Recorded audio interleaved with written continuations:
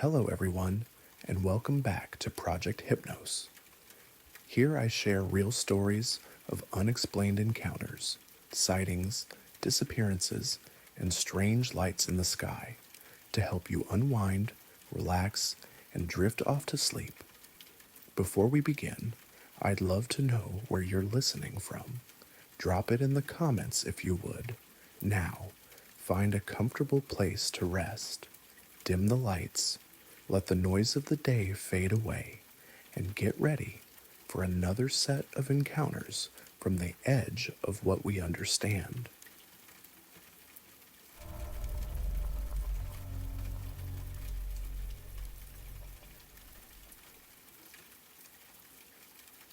My hiking group discovered the playground during a backpacking trip in the Monongahela National Forest, about 8 miles from the nearest trailhead and at least 15 miles from any town or developed area.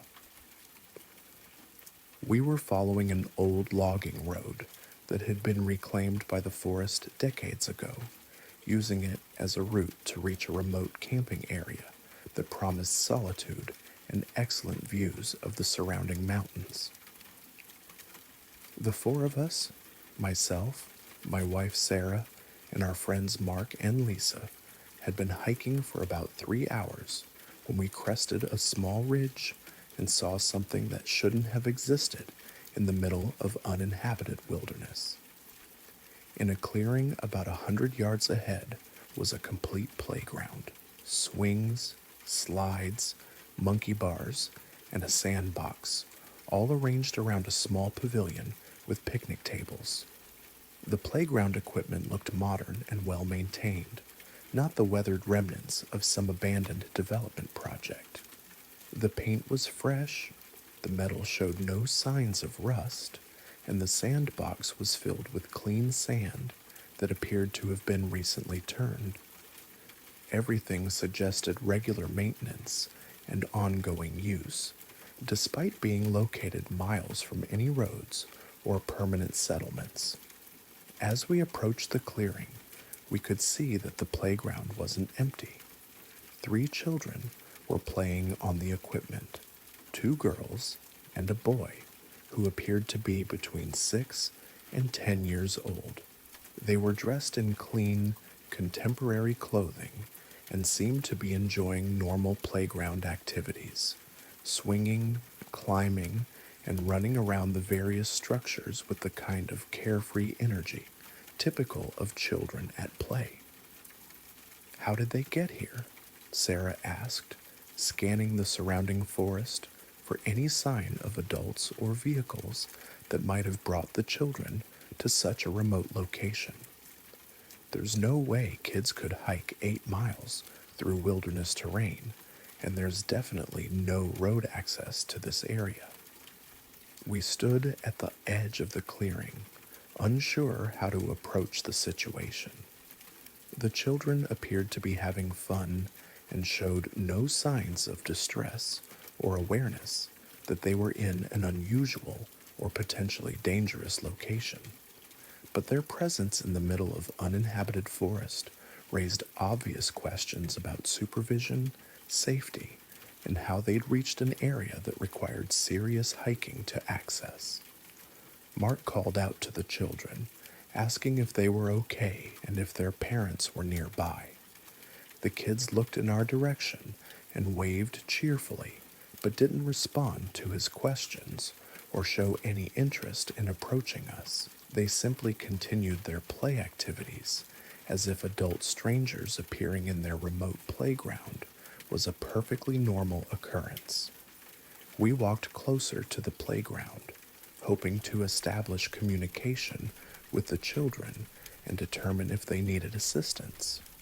But as we approached, something about the scene began to feel unsettling in ways I couldn't immediately identify. The children's behavior was too focused, too systematic, as if they were following specific scripts rather than engaging in spontaneous play.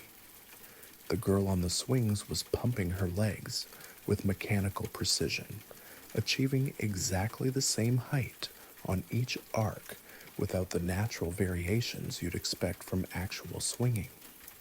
The boy on the monkey bars was moving from rung to rung with perfect timing and identical hand positions, covering the course in exactly the same way each time he repeated it. Most disturbing was the girl using the slide, who would climb to the top, slide down, walk around to the ladder, and repeat the process with no variation in timing or technique. She showed no signs of boredom or fatigue despite performing the same action dozens of times while we watched. "Something's not right about this," Lisa whispered as we stopped about 20 feet from the playground equipment. "Kids don't play like that. There's no creativity, no interaction between them, no normal childhood behavior." She was right. The children weren't talking to each other, weren't engaging in imaginative play, and weren't showing any of the social dynamics typical of kids playing together. Each child was performing their individual activity with robotic consistency, as if they were mechanical toys programmed to repeat specific motions. Sarah tried again to get the children's attention, calling out questions about their names, where they lived, and how they'd gotten to the playground.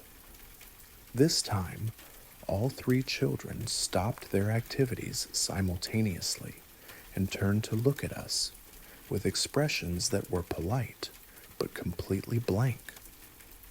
"We're playing," said the girl who had been on the swings, speaking in a monotone voice that carried clearly across the clearing. "This is our playground. We come here to play." "Where are your parents?" Sarah asked. "How did you get here?" "We live here," replied the boy, gesturing vaguely toward the forest around the clearing. "This is where we belong." Their responses were perfectly articulated, but devoid of the emotional content or personality you'd expect from children. They spoke like actors, reciting lines, rather than kids answering natural questions about their circumstances. Mark suggested that we should contact park rangers or local authorities to report finding unsupervised children in a remote wilderness area. But when he pulled out his satellite communicator, the device showed no signal despite being in an area where it had worked perfectly just an hour earlier. "Let's just get out of here," I said, growing increasingly uncomfortable with the entire situation. Something is seriously wrong with this whole scene, and I don't think we should stay around to figure out what it is. As we prepared to leave the clearing, the children resumed their playground activities with the same mechanical precision they displayed before our interruption. They showed no interest in our departure, no curiosity about who we were or where we were going, no normal human reactions to encountering strangers in an isolated location. We hiked quickly away from the playground, following the old logging road toward our planned camping area. But after about a mile, we realized that the road was no longer leading in the direction we expected. Our GPS devices showed that we were traveling northeast instead of northwest, taking us deeper into unfamiliar forest rather than toward our intended destination. "This isn't right," Mark said, studying his topographic map and comparing it to our current location. "We should be heading toward Miller's Ridge, but we're going in completely the wrong direction."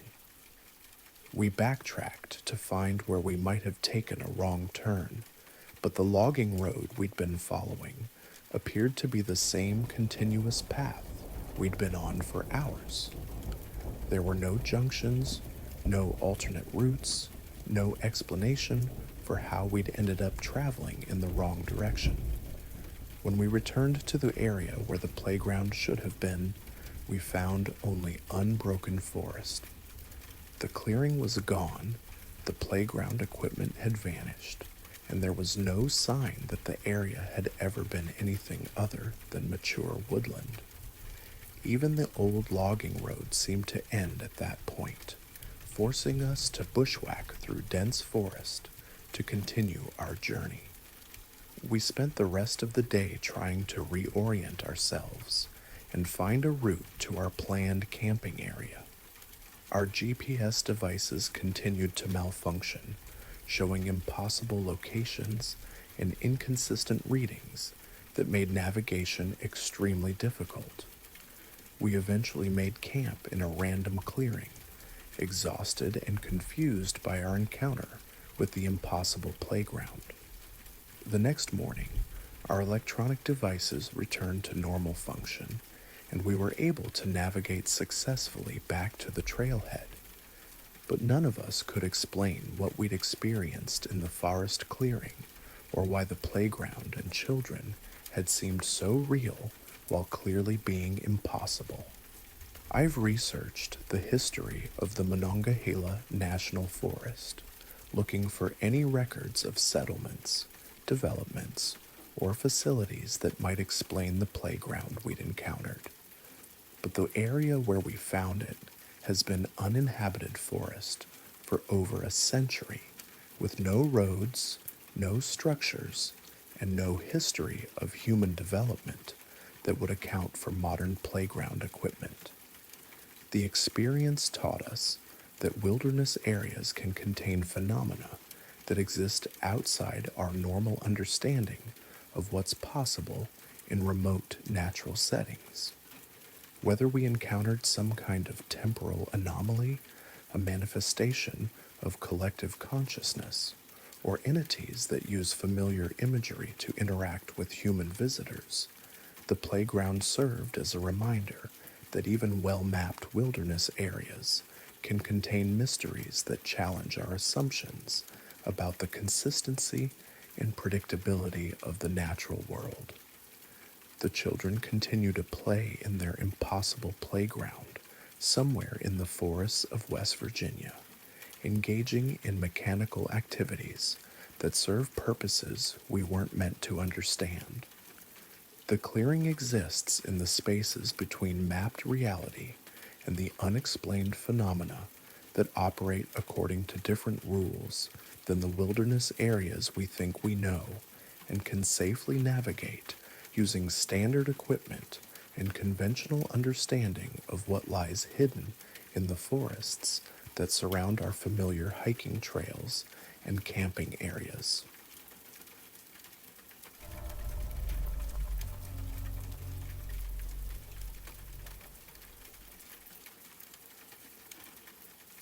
I've been a commercial diver for 15 years, working on underwater construction projects, dam inspections, and salvage operations throughout the Great Lakes region.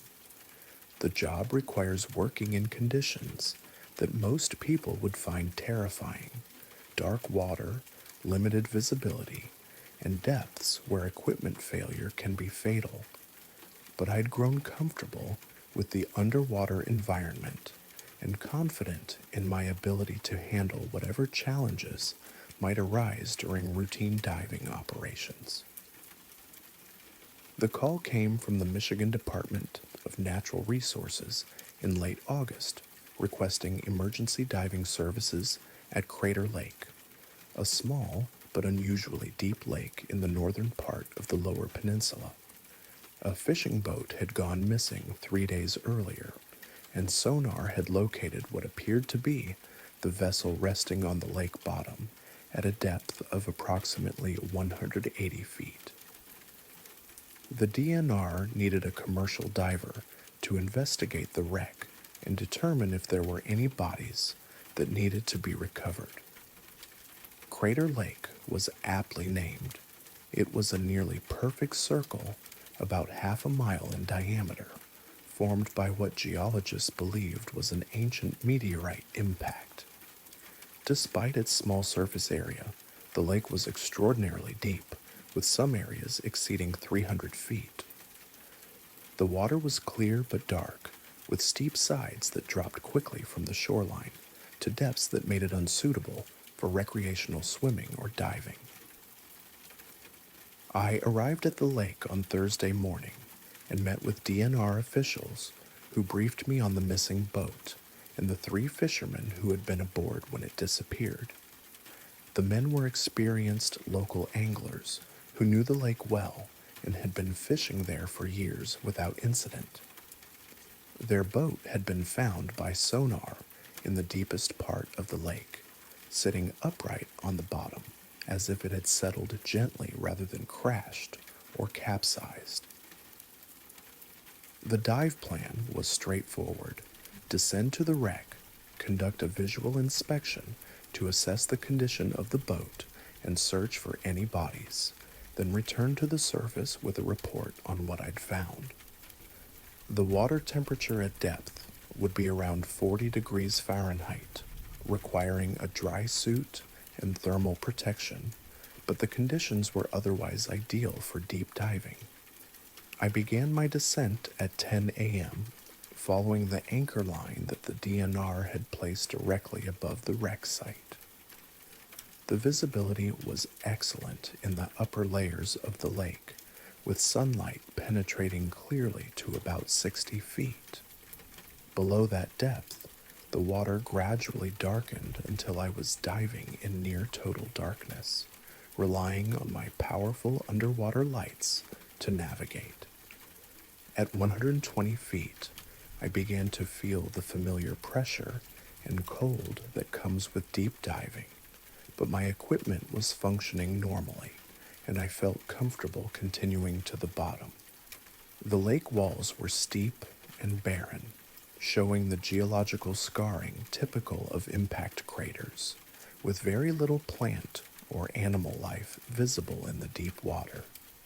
At 170 feet, my lights illuminated the missing fishing boat sitting upright on the lake bottom. The vessel appeared to be in perfect condition, no visible damage, no signs of the impact or catastrophic failure that would normally cause a boat to sink. The cabin was intact, the windows were unbroken, and everything about the boat suggested that it had simply been placed gently on the bottom, rather than having sunk due to any kind of accident.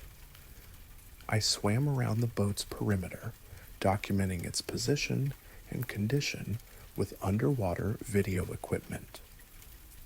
The fishing gear was still neatly arranged, the anchor was properly stowed, and there were no obvious signs of distress or emergency that would explain why the boat was on the bottom of the lake. But what disturbed me most was the complete absence of the 3 missing fishermen. There were no bodies in the boat, no personal effects floating in the cabin, no signs that anyone had ever been aboard the vessel. It was as if the boat had been cleaned and prepared for display, rather than having been involved in a fatal accident. As I continued my inspection, I became aware that I was being watched. It wasn't a visual observation. The water around me appeared empty, except for the boat and the barren lake bottom. But I had the unmistakable sense that something large was observing my activities from just beyond the range of my lights. I've experienced similar feelings during deep dives in murky water, where large fish or other marine life might be present, but not immediately visible. But Crater Lake wasn't supposed to support any large aquatic life, and the deep, cold water should have been nearly sterile, except for basic microorganisms. I expanded my search pattern, swimming in larger circles around the boat, while keeping my lights aimed outward to scan for whatever might be creating the sense of being observed. At the edge of my light range, maybe 30 feet away, I began to see movement, not the quick, darting motion of fish, but slow, deliberate shapes that seemed to be keeping pace with my movements around the wreck. As I directed my most powerful light toward the movement, I saw something that made me stop swimming and hover motionless in the water. What I was observing wasn't any kind of aquatic life I was familiar with. The shapes were large, roughly humanoid, and appeared to be standing on the lake bottom in a loose circle around the fishing boat.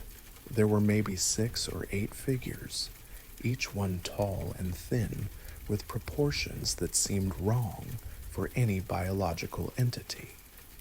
They stood perfectly still, apparently watching my investigation of the boat, but they showed no signs of being affected by the cold water temperature or the extreme depth that would be fatal to any air-breathing creature. I tried to approach one of the figures for a closer examination, but as I swam toward it, the entity retreated into the darkness beyond my light range. When I stopped moving, it returned to its original position, maintaining the same distance from me while continuing its silent observation of my activities. The figures appeared to be arranged in a deliberate pattern around the boat, as if they were guarding it or conducting some kind of ceremony related to the vessel and its missing occupants. They showed no hostility toward my presence, but they made it clear that they were aware of me and were monitoring my every movement. I completed my inspection of the boat as quickly as possible, gathering the evidence I needed for my report while trying to avoid any actions that might provoke a response from the watching entities. The figures remained at their posts throughout my investigation, never approaching closer, but never losing interest in my activities. When I began my ascent to the surface, the figures followed me upward for about 50 feet before stopping and returning to their positions around the boat. I could see them settling back into their silent vigil as I continued toward the surface, apparently content to resume their mysterious guardianship of the empty fishing vessel. I reached the surface after a decompression stop at 20 feet, emerging into bright sunlight that seemed almost blinding after the darkness of the deep water. When DNR officials asked about my findings, I reported that the boat was intact and showed no signs of damage, but that no bodies or personal effects had been found in the wreck. I didn't mention the humanoid figures I'd observed on the lake bottom. Without video evidence or other witnesses, such a report would have raised questions about nitrogen narcosis, equipment problems, or psychological stress that could have affected my professional credibility. But I know what I saw in the depths of Crater Lake, and I know that the missing fishermen weren't victims of a boating accident. They had encountered something in the deep water that had taken them while leaving their boat untouched, something that now guarded the vessel as if it were a trophy or memorial to whatever had occurred on the lake's surface 3 days earlier. I've never returned to Crater Lake, and I've never accepted another diving assignment that would take me into deep, isolated water where unknown entities might be waiting at depths where human divers are vulnerable and alone. The figures at the bottom of the lake serve as guardians of secrets that extend far beyond the missing fishermen, maintaining watch over territories that exist beneath the surface of waters we assume are empty, but that actually support forms of life adapted to environments where light never penetrates and where the pressure would crush any surface-dwelling creature. Whatever waits at the bottom of Crater Lake has been there longer than human memory, claiming visitors who venture too far into deep water and adding their boats to collections that serve as evidence of encounters between surface dwellers and entities that exist in the permanent darkness of depths where normal biological rules don't apply, and where ancient things continue their patient observation of the world above.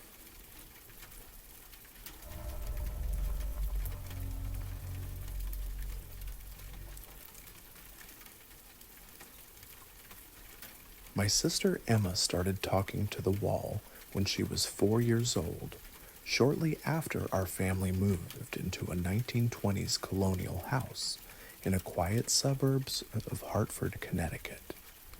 At first, my parents assumed it was a typical childhood phase, an imaginary friend that would help her adjust to the new house and the big change of moving from our apartment to a place with more space and unfamiliar surroundings. Emma's conversations usually took place in her bedroom, which was on the second floor at the end of the hallway. I would walk past her room and hear her chatting animatedly with someone, using the kind of conversational tone that suggested she was receiving responses to her questions and comments. When my parents asked who she was talking to, Emma would point to the wall next to her bed and say she was talking to the nice lady. "What does the nice lady say to you?" my mother would ask, trying to understand Emma's new imaginary companion. "She tells me stories about the old days," Emma would reply. "She says she used to live here when she was little like me. She knows all the best hiding places in the house." My parents weren't particularly concerned about Emma's invisible friend, especially since she seemed happy and well adjusted despite the stress of moving to a new house. Many children develop imaginary companions during transitions, and the conversations seem to be helping Emma feel more comfortable in her new environment. But as weeks turned into months, Emma's relationship with the nice lady became more detailed and specific than typical childhood imagination.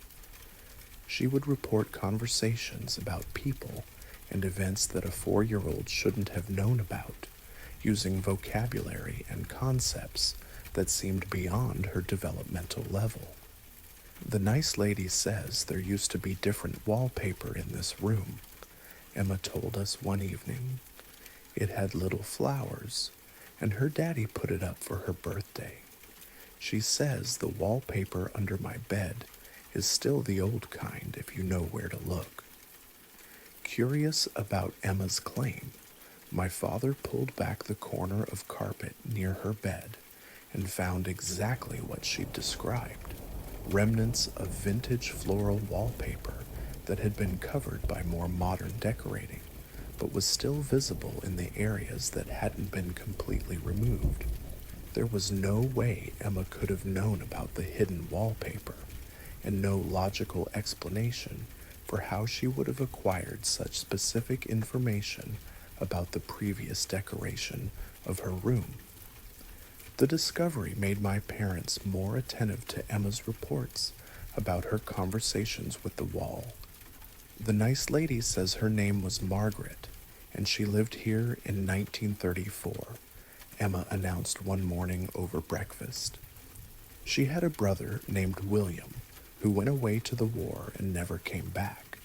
She says she still waits for him sometimes." My parents researched the history of our house and discovered that it had indeed been owned by a family named Harrison from 1925 to 1947. The family had included a daughter named Margaret and a son named William, who had been killed in World War II in 1943. The level of historical accuracy in Emma's reports was unsettling, especially since she was consistently providing information that she had no normal way of accessing. I was 8 years old at the time and initially dismissed Emma's wall conversations as attention-seeking behavior or the kind of elaborate storytelling that some kids engage in, but I began to pay closer attention when I started hearing faint sounds coming from the walls of my own bedroom, which was directly adjacent to Emma's room. The sounds were subtle at first, soft tapping or scratching that I assumed was probably mice or settling in the old house's wooden structure. But gradually, I began to hear what sounded like whispered conversations, too faint to make out individual words, but clearly suggesting human voices communicating somewhere within the walls. One night, I pressed my ear against the wall that separated my room from Emma's and listened carefully to the sounds that seemed to come from within the plaster and wooden framework. What I heard was unmistakably a conversation between Emma and another voice, a woman's voice that was older, softer, and spoke with the kind of formal diction that belonged to an earlier era. "Tell me about your brother," I heard Emma say, her voice muffled but clear through the wall. "He was very brave," came the reply, in a voice that definitely wasn't Emma's. "He wanted to see the world and help people who were in trouble. Mother cried when he left, but William said it was important to do what's right, even when it's hard." I listened to this conversation for nearly an hour, hearing Emma ask questions about life in the 1930s and 1940s, while the other voice provided detailed answers about daily routines, family traditions, and historical events that a 4-year-old couldn't possibly have known about. When I told my parents what I'd overheard, they were initially skeptical, suggesting that Emma might be practicing conversations or talking to herself in different voices. But when they listened at the wall themselves, they heard the same thing I had: two distinct voices engaged in conversations that contained historically accurate information about people and events from decades before Emma was born. My father contacted a local historian who specialized in residential properties, asking for detailed information about the Harrison family and their time in our house. What we learned was that Margaret Harrison had indeed lived in Emma's bedroom from the time she was a young child until her death at age 16 in 1945, just 2 years after her brother William was killed in the war. According to family records, Margaret had been a lonely child who spent most of her time in her room, especially after William's death. She had reportedly talked to herself frequently, and neighbors had sometimes heard her having conversations with someone even when she was alone in the house. She had died of pneumonia during the harsh winter of 1945, alone in the same bedroom that was now Emma's. The historian also provided us with photographs of the Harrison family, including several pictures of Margaret at various ages. When we showed these photos to Emma without identifying who they were, she immediately pointed to Margaret and said, "That's my friend. That's the nice lady who talks to me." Emma's recognition of Margaret from photographs that she had never seen before was impossible to explain through normal means. The historical accuracy of their conversations, combined with Emma's ability to identify Margaret from archival photos, suggested that something beyond childhood imagination was occurring in our house. As Emma grew older, her conversations with Margaret became less frequent, though they never stopped entirely. By the time she was 8, the daily talks had reduced to occasional exchanges, usually when Emma was feeling sad or facing some kind of childhood difficulty. Margaret seemed to serve as a comforting presence during times when Emma needed emotional support. But I began to hear Margaret more frequently as I entered my teenage years. The whispered conversations that had once been limited to Emma's room started occurring in other parts of the house, particularly in the hallways and stairwells, where sound seemed to carry differently through the old building's architecture. "She's lonely," I heard Margaret say one evening when I was reading in my room. "She misses her friend from the old house. Moving is hard for children." I realized that Margaret was talking about Emma, who had been withdrawn and sad since we'd moved, missing her friends from our previous neighborhood. Margaret seemed to be offering commentary on our family's adjustment to the new house, providing observations about our emotional states and challenges. Over the years, I've continued to hear Margaret's voice, occasionally, usually during times of family stress or significant changes in our household. She seems to serve as a kind of guardian presence, monitoring our well-being and offering gentle observations about our lives, though she rarely engages in direct conversation with anyone except Emma. Now in my 30s, I still live in the family house, having inherited it when my parents moved to a retirement community. Emma, now married with children of her own, occasionally brings her kids to visit, and I've noticed that my 4-year-old nephew has started talking to someone in the wall of what used to be Emma's room. Margaret continues to reside in our house, sharing the space with successive generations of children who are young enough to hear her voice and open enough to accept her presence as a natural part of their environment. She serves as a bridge between past and present, offering comfort and companionship to lonely children while maintaining her own eternal childhood in the room where she spent her final years waiting for a brother who never returned from war. The conversations through the wall remind us that some presences persist in the places where they were happiest, continuing to provide the same comfort and companionship they offered during their living years. Margaret found friends in Emma and continues to find them in each new generation of children who move into her room, creating connections that transcend the boundaries between past and present, between the living and those who choose to remain in the places where they once belonged.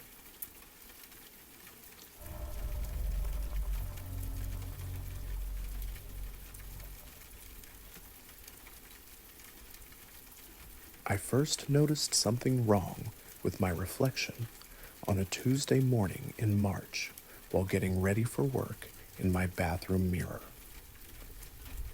I was brushing my teeth, following my usual morning routine, when I saw my reflection smile in the mirror about half a second before I actually felt the muscles in my face form the expression. It was subtle enough that I initially dismissed it as a trick of lighting or the kind of optical illusion that can occur when you're not fully awake. But over the following days, I began paying closer attention to my reflection's behavior, and I noticed that the timing discrepancy wasn't limited to smiling. My reflection would begin movements slightly before I initiated them, raising my hand, turning my head, changing my facial expression, as if it were anticipating my actions rather than simply mirroring them in real time. The delay was never more than a second or two, but it was consistent and clearly observable once I started watching for it. My reflection seemed to be operating on a slightly advanced timeline, knowing what I was going to do before I was consciously aware of making those decisions myself. I tested this phenomenon systematically, standing in front of the bathroom mirror and making deliberate, random movements to see if my reflection would continue to anticipate my actions. Every time, my reflection would begin the movement fractionally before I did, reaching for objects, making gestures, even blinking, as if it had access to my intentions, before they translated into conscious action. What made the experience particularly unsettling was that my reflection appeared to be making independent decisions about how to execute these anticipated movements. Sometimes the reflection's version of my actions was slightly different from what I actually did. A wave that was more enthusiastic, a smile that was broader, or a gesture that was more precise than my own. I tried surprising my reflection with sudden, unplanned movements, but even spontaneous actions were anticipated by the mirror image. No matter how quickly or randomly I moved, my reflection was always a step ahead, as if it were receiving information about my intentions through some channel that bypassed my conscious decision-making process. I consulted with an eye doctor, thinking that perhaps I was experiencing some kind of visual processing delay that was creating the illusion of temporal discrepancy. But my vision tested normal in all aspects, and the doctor found no neurological or optical conditions that would explain what I was describing. Mirrors reflect light instantaneously, Dr. Martinez explained. There's no physical mechanism that could cause a reflection to appear before the actual action occurs. What you're describing isn't consistent with how light and reflection work. But I knew what I was observing, and the anticipatory behavior of my reflection continued to occur daily during my normal interactions with mirrors throughout my house. The bathroom mirror, the bedroom mirror, even the reflection in my kitchen window. All of them showed the same pattern of my image acting slightly ahead of my actual movements.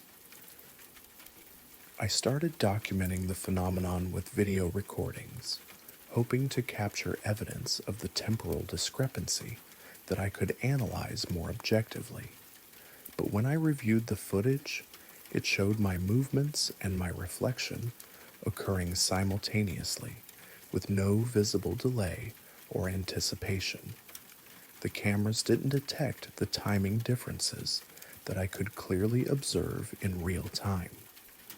The discrepancy between what I could see directly and what the cameras recorded suggested that the phenomenon was somehow invisible to electronic sensors while remaining obvious to direct human observation.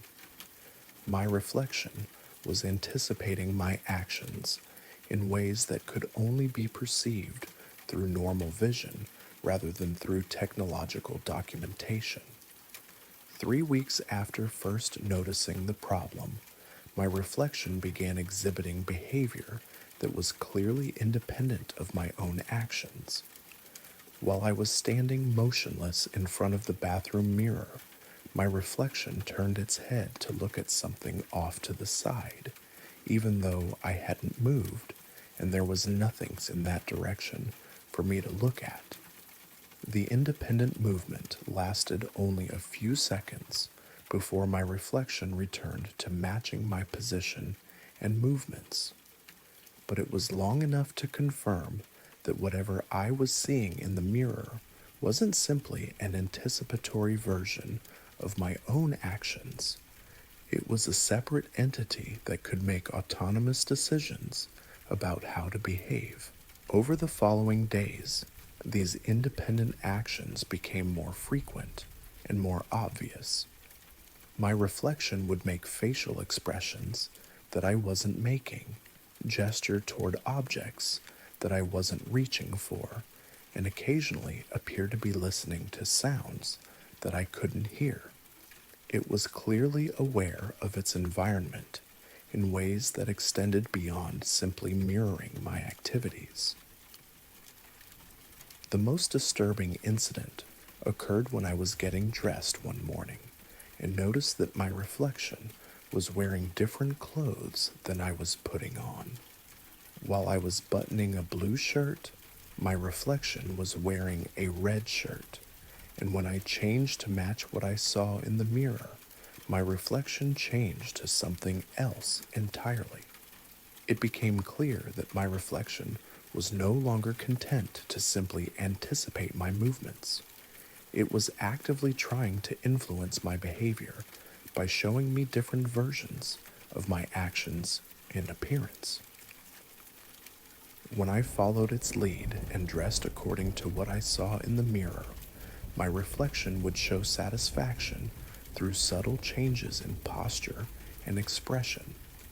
I tried avoiding mirrors entirely, covering the bathroom mirror and turning away from reflective surfaces throughout my house. But I soon discovered that my reflection was continuing its independent activities even when I wasn't looking. I could see it moving in my peripheral vision, responding to things in its environment, and apparently going about some kind of daily routine that didn't require my direct participation.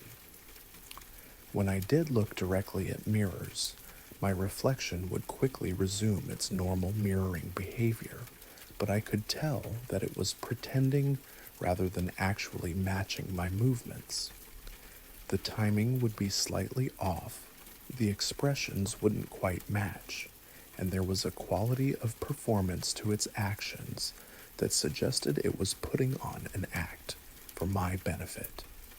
I consulted with a psychologist, thinking that perhaps I was experiencing some kind of dissociative disorder or perceptual disturbance that was creating the illusion of independent reflection behavior.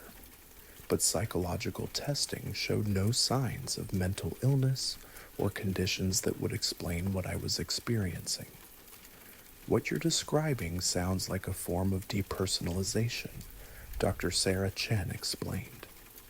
Some people experience a sense of disconnection from their own reflection or feel like they're observing themselves from outside their body.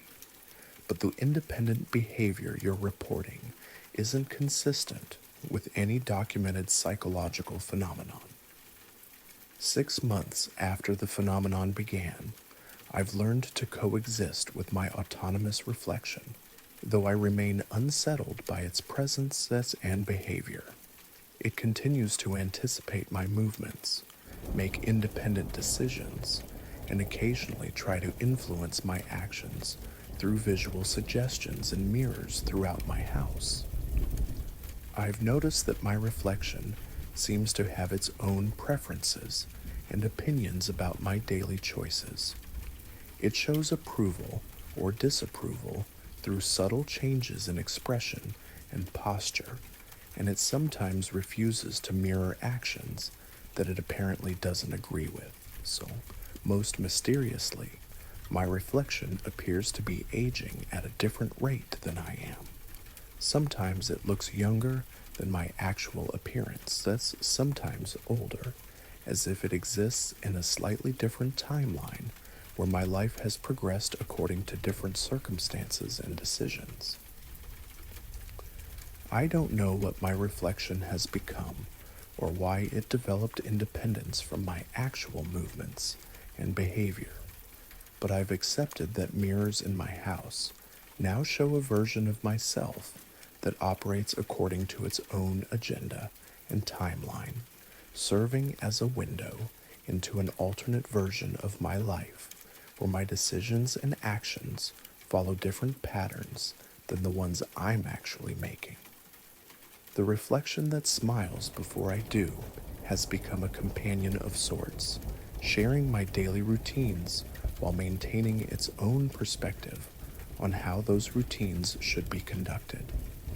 It serves as a reminder that our sense of self and identity might be more complex and multiple than we realize, and that the boundaries between who we are and who we might be are more permeable than the simple physics of light and reflection would suggest.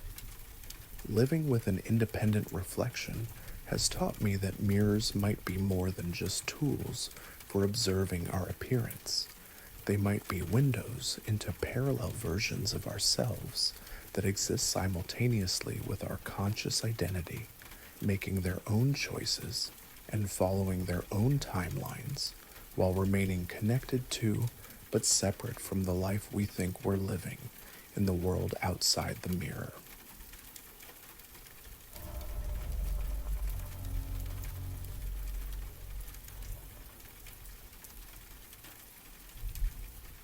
My father worked for the Forest Service for 32 years, spending most of his career managing remote stations and fire lookout towers in the mountains of central Idaho. He was a practical man who understood weather patterns, wildlife behavior, and the rhythms of wilderness life better than anyone I knew. That's what made his annual ritual so puzzling, and eventually so unsettling when I finally understood what he'd been preparing for every October 15th since before I was born. Growing up, I knew that October 15th was different in our house, though Dad never explained why. Starting about a week before that date, he would begin what he called preparations, checking emergency supplies, testing flashlights and radios, and making sure our house was equipped with enough food and water to last several days. He would take time off work, secure all the windows and doors, and insist that our family stay inside from sunset until sunrise. We're being visited tonight, he would tell my mother, my sister, and me as evening approached on October 15th. Everyone stays in the house. No one looks outside. No one opens doors or windows, no matter what you hear. These are the rules, and they're not negotiable. As a child, I assumed this was some kind of family tradition or game that adults played. Dad would turn off all the lights, disconnect the phone, and have us gather in the living room where we would sit quietly, sometimes playing board games by candlelight or reading books until we fell asleep. But he was always alert, always listening, always positioned where he could monitor the house and make sure we followed his instructions. The rules were simple but absolute. No lights, no sounds that could be heard outside, no looking through windows or opening doors. If we heard voices calling our names, we were to ignore them completely. If we heard knocking or scratching at doors or windows, we were to remain silent and motionless. No matter what sounds came from outside the house, we were never to respond or investigate. By the time I was a teenager, I'd begun to question the October 15th ritual and demand explanations for what seemed like an arbitrary and increasingly inconvenient family tradition. But Dad's response was always the same. Some things require preparation and respect. This is one of them. When you're older and have your own place, you can make your own decisions. But as long as you live in this house, you follow the rules on October 15th. I moved away for college when I was 18, and for several years I was relieved to be free of the mysterious annual lockdown that had defined my childhood Octobers. But I continued to call home on October 15th, and Dad always sounded tense and distracted during those brief conversations, clearly focused on his preparations rather than catching up with his son. When I was 25 and working as a park ranger myself, Dad finally invited me to spend October 15th at the family house with the understanding that I was now old enough to learn what the ritual was actually about. I drove home, expecting to finally get explanations for the behavior that had puzzled me for my entire life. "You remember the rules," Dad said as I arrived that afternoon. "But tonight, I'm going to show you why they matter. You're going to understand what visits us every year and why your mother and I have spent decades preparing for this night." As evening approached, Dad conducted his usual preparations, But this time he explained what each step was designed to accomplish. The disconnected phone prevented them from using electronic communication to confuse or manipulate us. The secured windows and doors weren't just about keeping things out, they were about ensuring that we couldn't be tempted to let anything in. The emergency supplies were because October 15th sometimes lasted longer than a single night, depending on their interest in our particular location. Who are they? I asked as Dad positioned himself at a window where he could observe the yard without being seen from outside. I don't know what they are, he replied. I call them visitors because they come every year like clockwork, but they're not human and they're not from anywhere we understand. They're interested in houses, families, routines. They study us, test us, try to interact with us in ways that suggest intelligence, but not benevolence. As full darkness settled over our rural property, Dad explained that the visitors had been coming to our house since 1987, the year he'd bought the property and started working at the nearby forest station. They appeared to be drawn to homes in remote areas, particularly those occupied by people who worked in wilderness management and had regular contact with deep forest environments. The first time it happened, I thought it was just people trespassing or maybe playing pranks, Dad said. But their behavior is too systematic, too purposeful. They know things about our family that strangers couldn't know. They use our voices, our mannerisms, even our memories in ways that suggest they've been watching us for a long time. Around 10 p.m., the visitors arrived. I heard them before I saw them, voices in the yard calling our names with perfect accuracy of tone and inflection. Dad's voice called to Mom from the direction of his workshop, asking her to come help with something urgent. Mom's voice called to me from near the garden, using the same affectionate nickname she'd used when I was a child. My own voice called to my sister from various locations around the house, suggesting different activities and conversations. But all of us were sitting together in the darkened living room, listening to perfect imitations of ourselves calling from outside the house. The voices weren't just mimicking our speech patterns, they were using specific phrases, inside jokes, and emotional tones that suggested intimate knowledge of our family dynamics and history. Through the window, Dad showed me shadows moving across the yard with movements that seemed too fluid and coordinated to be human. The figures were roughly human-sized, but moved with a gliding motion that suggested they weren't bound by normal physical limitations. Sometimes they appeared to be walking upright. Sometimes they seemed to flow across the ground like liquid shadows. Don't try to count them, Dad warned as I watched the shapes moving through our yard. There are never the same number twice, and trying to track individual visitors can make you feel disoriented and confused. Just observe generally and remember that nothing they do should be trusted or responded to.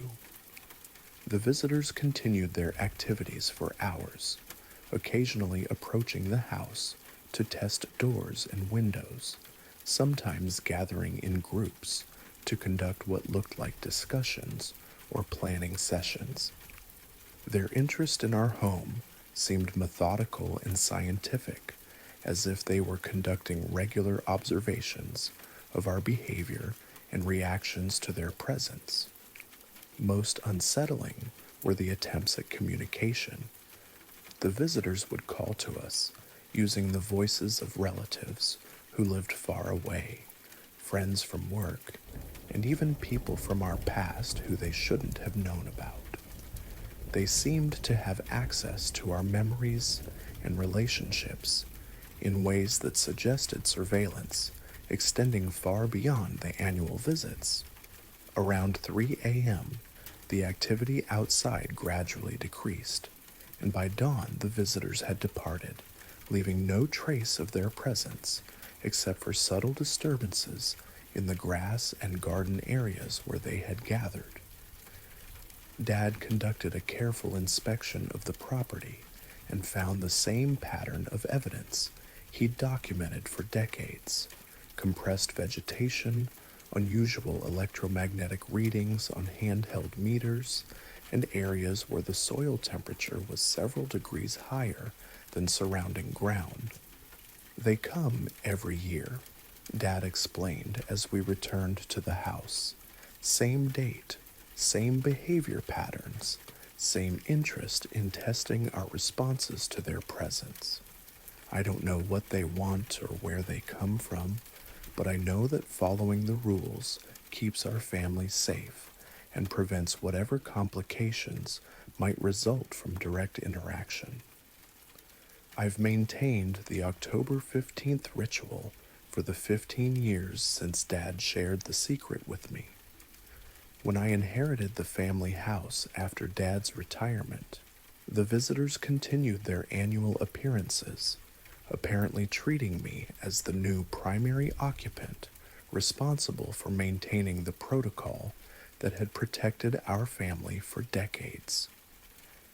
I've never determined what the visitors are or why they're attracted to our property, but I've learned to respect the rules that Dad established for managing their presence.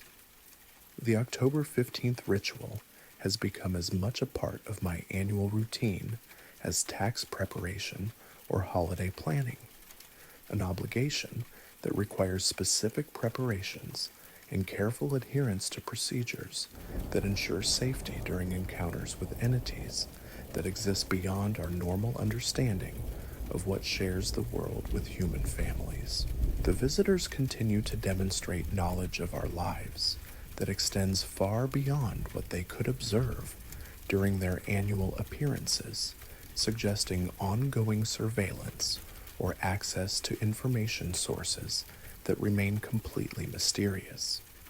But as long as we follow Dad's rules and maintain the respectful distance that the ritual enforces, the visits remain observational rather than interactive, allowing us to coexist with entities whose presence reminds us that our remote forest home is shared with intelligences that have their own schedules and purposes for monitoring human domestic life.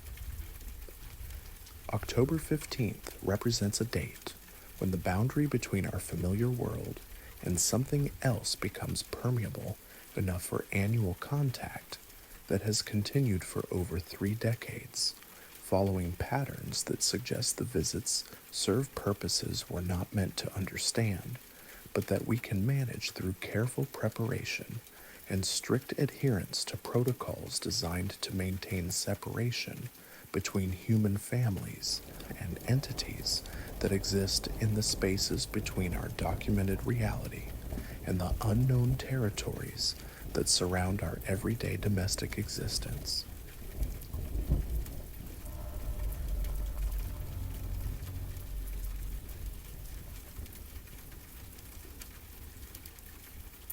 I worked tech support for a mid-sized telecommunications company for 4 years, handling everything from basic internet connectivity issues to complex network troubleshooting for business customers.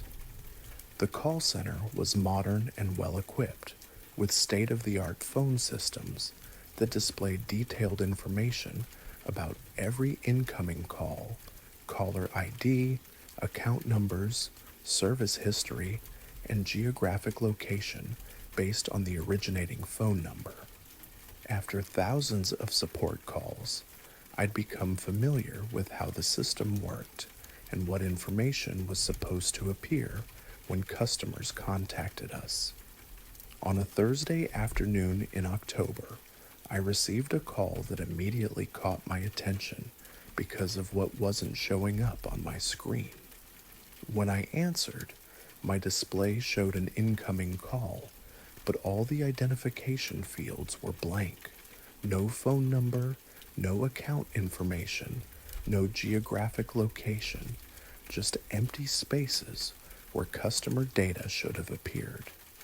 This was unusual enough to be noteworthy, but what made the call truly disturbing was the voice on the other end of the line. "Hello," said a man's voice that sounded strangely hollow and distant, despite coming through clearly on my headset. "I'm calling about a service interruption that's affecting my area." I went through my standard greeting, asking for the customer's phone number so I could access their account information. But when the caller provided the number 555-722-9847, my system returned an error message saying that no such number existed in our database. This was impossible since he was obviously calling from that number, and our system automatically captures the originating number for every incoming call. "I'm having trouble locating your account," I told him. "Can you verify the phone number you're calling from?" "The number is 555-724-9847, he repeated in the same hollow tone. "It's the primary line for our research facility. We've been experiencing complete service outages for the past 6 hours." I tried entering the number in several different formats, but the system consistently returned no matching records found. According to our database, the phone number he was claiming to call from had never been assigned to any customer, never been activated for service, and didn't exist within our network infrastructure. "Sir, I'm not showing that number in our system," I explained. "It's possible you've reached the wrong company. What provider do you normally use for service?" "Your company has provided telecommunications services to this facility for over 20 years, he replied, his voice carrying a note of impatience. "The account is under the name Meridian Research Institute. Our primary contact is Dr. Patricia Chen, and we're located at coordinates 44.269 84.521 I searched for Meridian Research Institute in our customer database but found no matches. I also tried searching for Dr. Patricia Chen, but no accounts were associated with that name. According to our records, we had never provided service to any organization called Meridian Research Institute, despite the caller's insistence that they'd been a customer for 2 decades. "I'm not finding any records for Meridian Research Institute," I told him, "and the phone number you're calling from isn't showing up in our system at all. Are you sure you have the right company?" "This is definitely the correct company," he said, his tone becoming more urgent. "We're experiencing a critical communications outage that's interfering with essential research operations.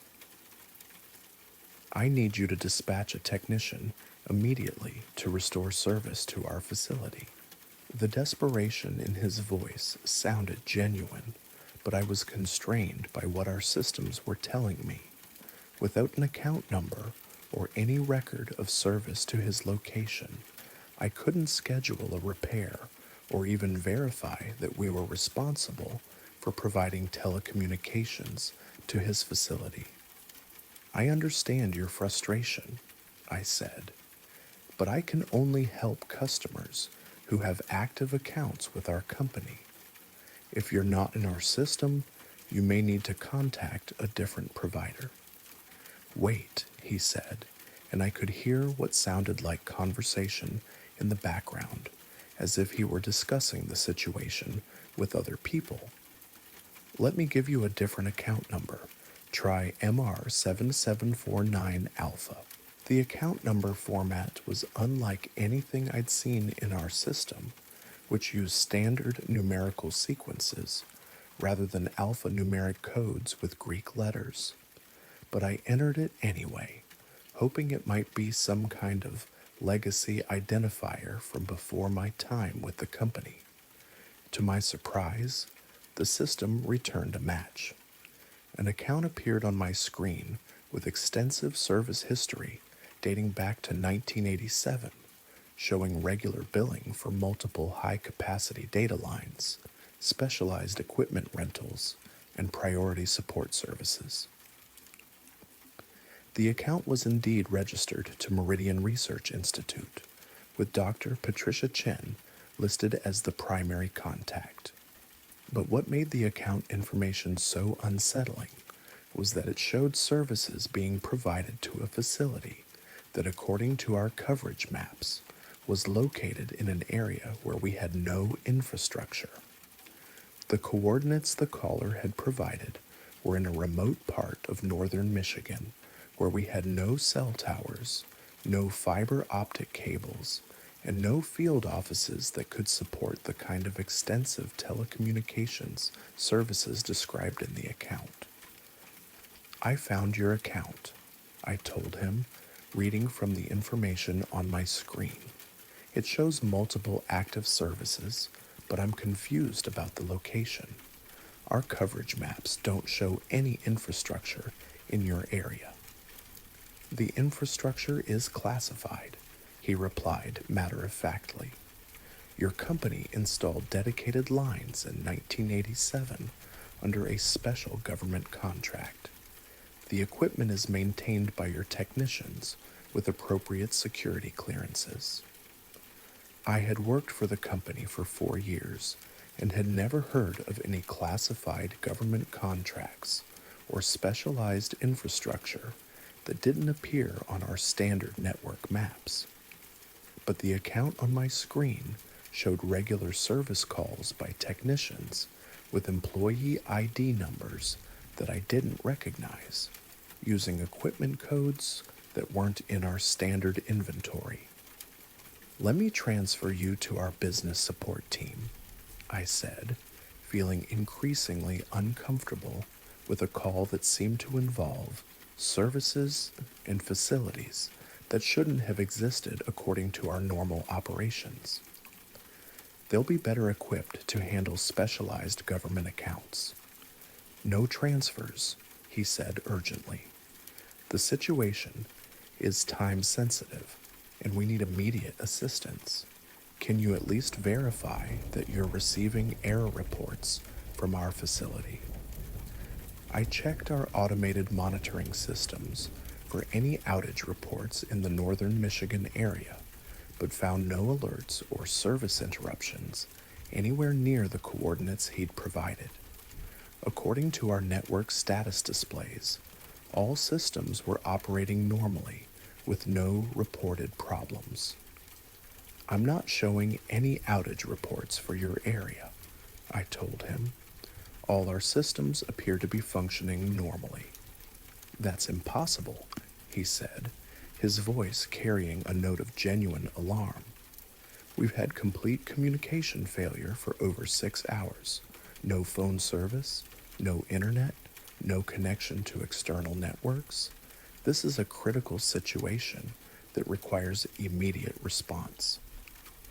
I suggested that he might be experiencing equipment problems at his facility rather than network-wide outages, but he insisted that their internal systems were functioning normally and that the problem was definitely with external telecommunications infrastructure. As we continued the troubleshooting, I noticed that other calls were backing up in the queue, and my supervisor was starting to look in my direction with the expression that meant I needed to wrap up the current call quickly. But the caller seemed desperate for assistance, and I felt obligated to help if possible. "Sir, I've done everything I can with the information available," I said.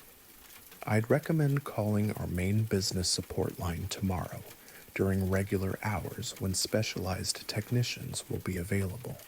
"Tomorrow will be too late," he said, his voice fading as if the connection were weakening. The research window closes at midnight, and we need communications restored before then. This is critical work that can't be delayed. The line went dead before I could respond, and my screen returned to its normal display, with no indication that the call had ever occurred. There was no call log entry, no record of the conversation, and no trace of the account information that had appeared when I'd entered the mysterious alphanumeric code. I immediately tried calling the number the man had provided, 555-724-9847, but received a recording saying that the number was not in service. I also tried searching for the account number MR7has749 Alpha, but the system returned no matches, as if the account that had been visible on my screen just minutes earlier had never existed. Over the following days, I discreetly asked colleagues about government contracts, classified telecommunications infrastructure, and the Meridian Research Institute, but no one had any knowledge of such services or facilities. I also researched the coordinates the caller had provided, but they led to an area of state forest with no buildings, no communications equipment, and no indication that any kind of research facility had ever operated there. I never received another call from the mysterious research facility, and I never found any explanation for how someone could call from a phone number that didn't exist to discuss service for an account that appeared and disappeared from our system. The incident remained an isolated anomaly that challenged my understanding of how telecommunications networks function and what kinds of services our company might be providing without the knowledge of frontline support staff. The call taught me that our communications infrastructure might be more complex and compartmentalized than I'd realized, with specialized services and classified accounts that operate parallel to normal commercial operations but remain hidden from standard customer service procedures. Somewhere in northern Michigan, a research facility continues to operate with telecommunications needs that extend beyond publicly acknowledged network capabilities, using phone numbers that don't officially exist to contact support services through channels that leave no permanent records of their communications or service requirements.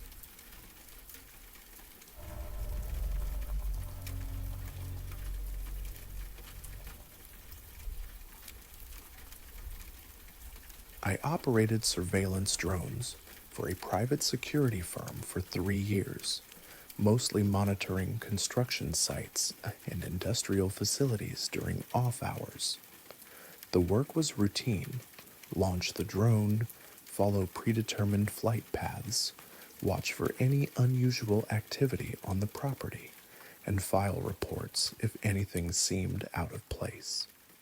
Most nights, the only movement I'd see were raccoons, stray cats, or the occasional security guard making rounds. The incident happened during a routine overnight surveillance of a manufacturing complex outside Phoenix. I was piloting a standard quadcopter equipped with thermal and standard cameras, following a grid pattern that covered the entire facility perimeter. It was around 2:30 a.m., and I'd been monitoring the site for about 4 hours without seeing anything noteworthy. The drone was making a pass along the eastern fence line when the thermal camera picked up a heat signature moving between two warehouse buildings. At first glance, it looked like a person walking across the open area, the right size and temperature for a human figure. But something about the movement pattern caught my attention. The figure was walking in a perfectly straight line at a constant speed, which isn't how people normally move.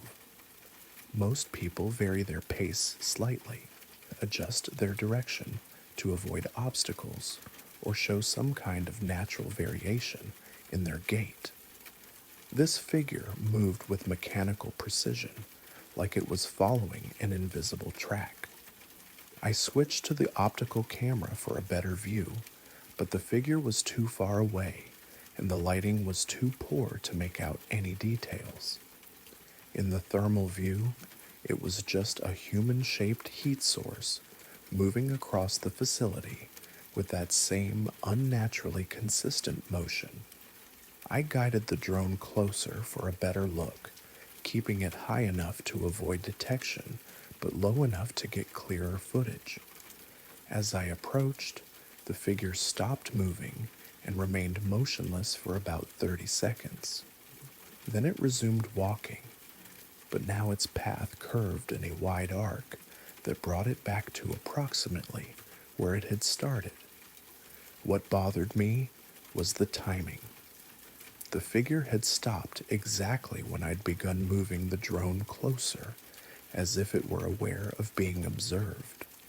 But from that distance and altitude, it should have been impossible for someone on the ground to see or hear the drone.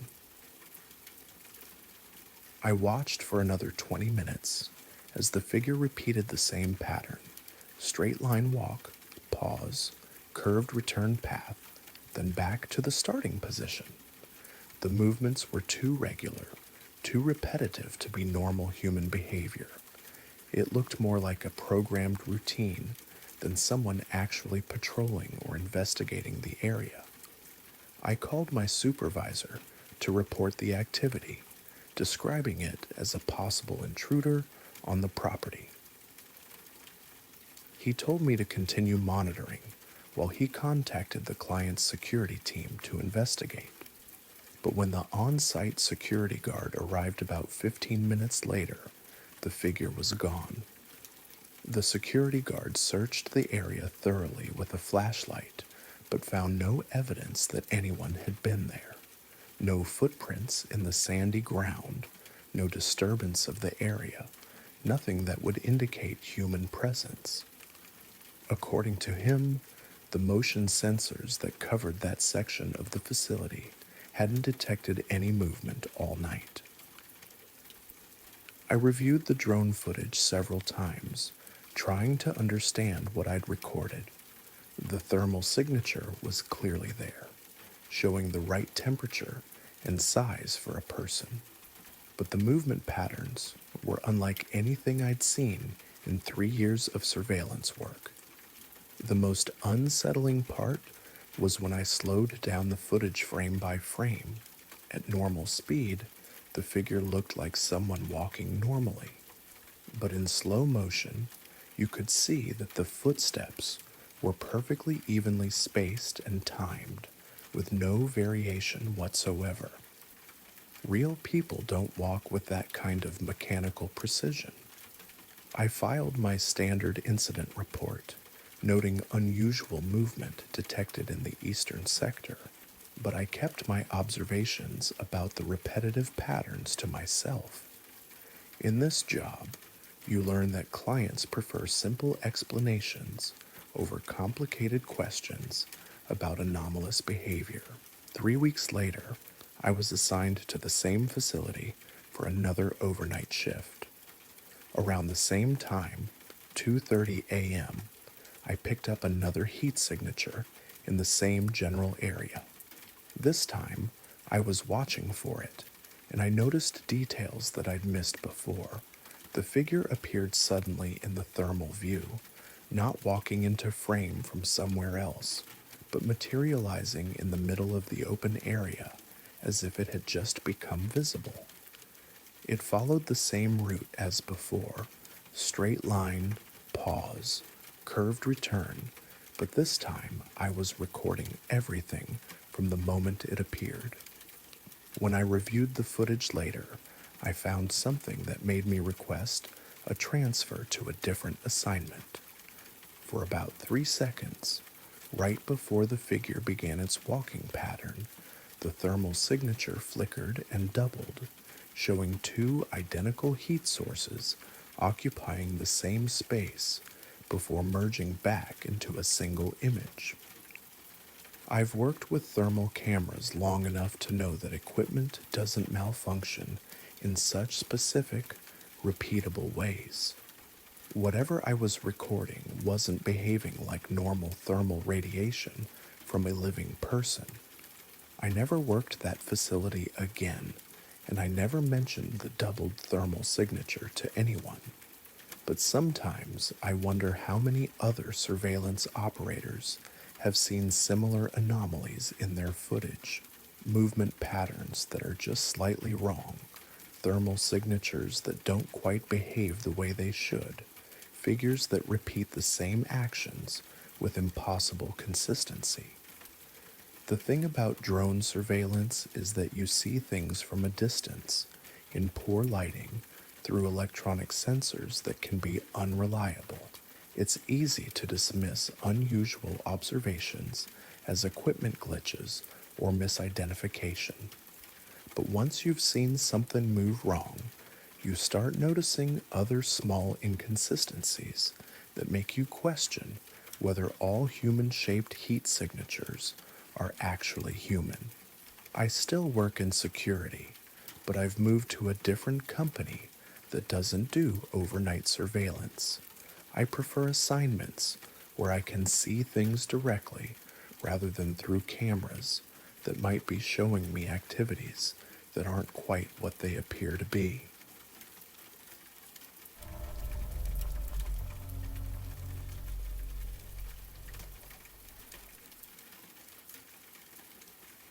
I was on a solo camping trip in the Monongahela National Forest in West Virginia, taking photos of the sunset from my campsite when I noticed something that made me stop and look more carefully at what my phone camera was showing. I'd been documenting the trip with pictures of the scenic overlooks, wildlife, and the gradual transition from afternoon to evening light across the forested ridges that surrounded my camping area. It was early October, and the fall foliage was at its peak, creating spectacular displays of red, orange, and gold that looked even more vivid through the camera viewfinder than they did to my naked eye. I was positioned on a small ridge with a clear view across a valley to another ridge about half a mile away, where dense forest created an unbroken wall of autumn colors against the darkening sky. I was adjusting my phone's camera settings to capture the last few minutes of golden hour lighting when something in the tree line on the opposite ridge caught my attention. Through the camera screen, I could see what appeared to be a brief flash of light among the trees, not the steady glow of a flashlight or the flickering of a campfire, but a quick, bright pulse that lasted maybe half a second before disappearing. At first, I thought it might be sunlight, reflecting off something metallic in the forest, or perhaps the lens flare from another photographer's camera flash. But when I looked up from my phone to scan the distant tree line with my naked eyes, I could see nothing unusual. The forest appeared uniformly dark and undisturbed, with no signs of light sources or human activity anywhere along the ridge. I returned to my phone camera and continued watching the tree line through the viewfinder, hoping to see the flash again and determine what might have caused it. After a few minutes of steady observation, the light appeared again, this time clearly deliberate, and pulsed in a pattern that seemed too regular to be accidental reflection or natural phenomenon. The flash occurred 3 times in quick succession: bright, dark, bright, dark, bright, dark. Then there was a pause of about 10 seconds before the pattern repeated exactly. It was definitely intentional signaling rather than random light reflection, but I was puzzled by who might be flashing lights from deep forest in a remote area of the national forest. I tried signaling back using my phone's flashlight, turning it on and off in the same three-pulse pattern I'd observed from the tree line. Almost immediately, the distant light responded with a different pattern: 5 quick flashes, followed by a longer pause. It was clearly responding to my signal, engaging in some kind of communication exchange. But what made the situation truly strange was that the flashing light was only visible through my phone camera. When I looked directly at the tree line without the camera, I could see no light sources at all. The forest remained dark and quiet, showing no signs of the systematic flashing that was clearly visible on my phone screen. I experimented with this discrepancy, alternating between looking through the camera and scanning the area with my naked eyes. The pattern was consistent. The light was bright and obvious when viewed through the phone camera, but completely invisible when I looked at the same location directly. It was as if the camera was detecting something that existed outside the range of normal human vision. I tried using the camera's zoom function to get a closer look at the source of the flashing. At maximum zoom, I could see that the light appeared to be coming from a specific location among the trees, but I couldn't make out any details about what was producing it. The light itself seemed unusually bright and pure, almost white with a slight blue tinge that gave it a quality unlike any artificial light source I was familiar with. The signaling continued for about 20 minutes, with the distant light responding to various patterns I tried with my phone's flashlight. Sometimes it would mirror my signals exactly. Sometimes it would respond with completely different patterns that seemed to follow some kind of communication protocol I didn't understand. What disturbed me most was the realization that whatever was producing the light could apparently see my responses, even though I was using a normal LED flashlight that should have been visible to anyone watching from the opposite ridge. The entity or device in the tree line was responding to signals that were clearly visible to normal eyesight, while producing responses that could only be detected through electronic devices. As full darkness settled over the forest, the flashing became more frequent and more complex. Instead of simple patterns, the light began producing sequences that varied in duration, intensity, and repetition rate. It was clearly trying to communicate something more sophisticated than basic acknowledgement signals. I tried recording video of the phenomenon, thinking that I might be able to analyze the light patterns later or share them with someone who might understand what I was witnessing. But when I reviewed the recorded footage, I found something that made the experience even more unsettling. The video showed the tree line clearly, but the flashing light was barely visible in the recording. Just faint, intermittent spots that were much dimmer than what I'd been seeing through the live camera view. It was as if the phenomenon was strongest when observed in real time through electronic viewfinders, but lost much of its intensity when captured for later viewing. Around 9 p.m., the flashing stopped abruptly. I continued watching the tree line through my camera for another hour, trying various signal patterns with my flashlight, but the distant light never returned. The forest remained dark and silent for the rest of the evening, showing no signs of the systematic communication that had been occurring for nearly 2 hours. The next morning, I hiked across the valley to investigate the area where I'd seen the flashing light. It took me about 2 hours to reach the opposite ridge and locate the approximate position where the signals had originated. But I found nothing unusual, just typical forest terrain with no signs of camping, equipment, or any other indication that someone had been there. I searched the area thoroughly, looking for any evidence of human presence or unusual objects that might explain the light phenomena.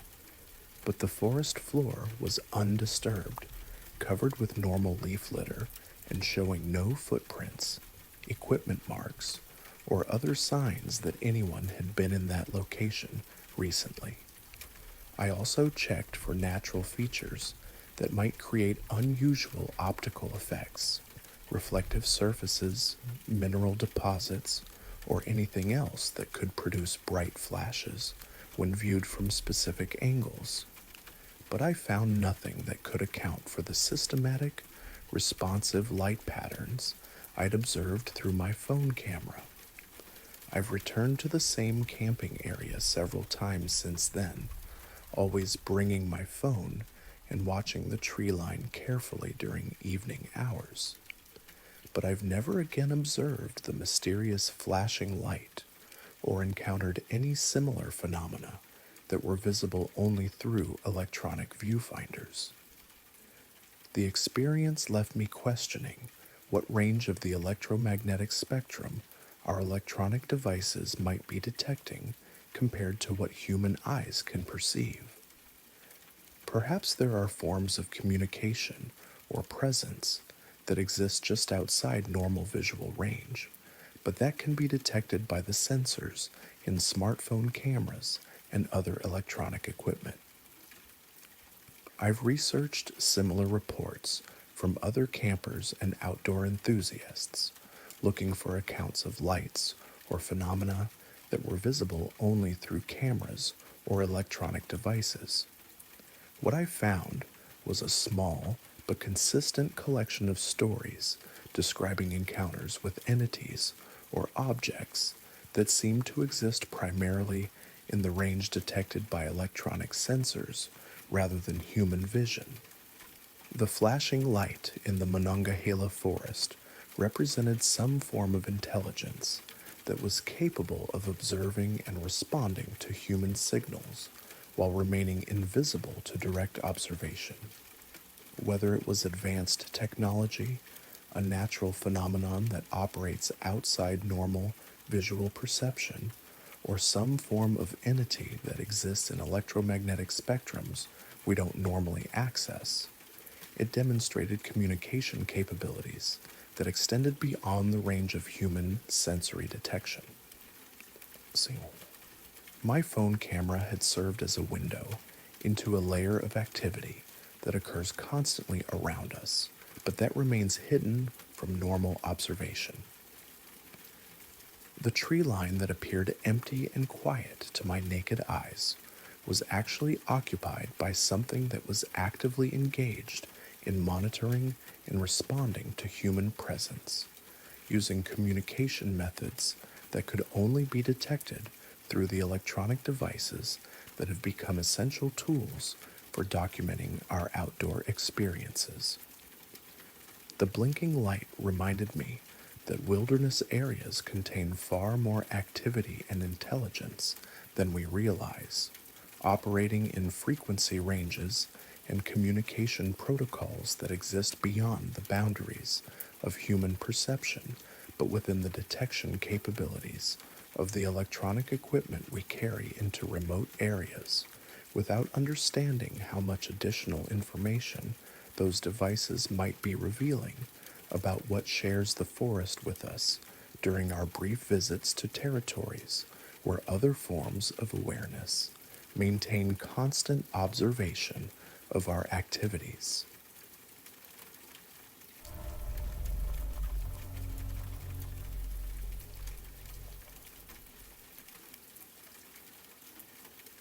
I inherited my uncle's cabin in the woods of northern Maine after he passed away from cancer, along with a set of keys and strict instructions never to open the attic door. Uncle Robert had been a solitary man who'd lived alone in the remote cabin for over 20 years, working as a freelance researcher and keeping to himself in a way that our family had always attributed to his academic personality and preference for solitude. The cabin was modest but well maintained, with 2 bedrooms, a kitchen, and a living room that had clearly served as Uncle Robert's library and workspace.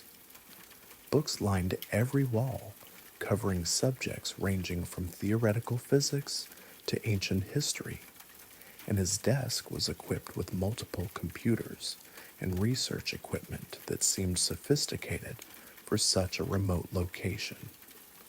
What caught my attention immediately was the attic door in the hallway ceiling, secured with 3 different locks and marked with a handwritten sign that read, "Do not open, RH." The door was obviously recent construction, built with heavy materials and installed with the kind of security hardware you'd expect on a bank vault rather than a simple attic access. Among Uncle Robert's personal effects, I found a sealed envelope addressed to me with specific instructions about the cabin. Most of the letter dealt with routine matters, utilities, maintenance schedules, and contact information for local services. But the final paragraph was more ominous. Under no circumstances should you open the attic door. What's stored there is the result of 40 years of research that was never meant to be made public. Leave it alone, and it will remain harmless. Open it, and you'll become responsible for knowledge that has consumed my entire adult life. For 6 months, I lived in the cabin and respected Uncle Robert's wishes, though I was constantly curious about what he'd considered important enough to secure so extensively. I worked remotely as a software developer, enjoying the isolation and the peaceful environment that had clearly suited my uncle's lifestyle. The cabin felt comfortable and normal in every way, except for the mysterious presence of the locked attic directly above my head. The decision to open the attic came after I discovered Uncle Robert's research journals hidden in a filing cabinet that had been locked with a different key. The journals documented decades of investigation into what he called temporal anomalies and dimensional intersection points.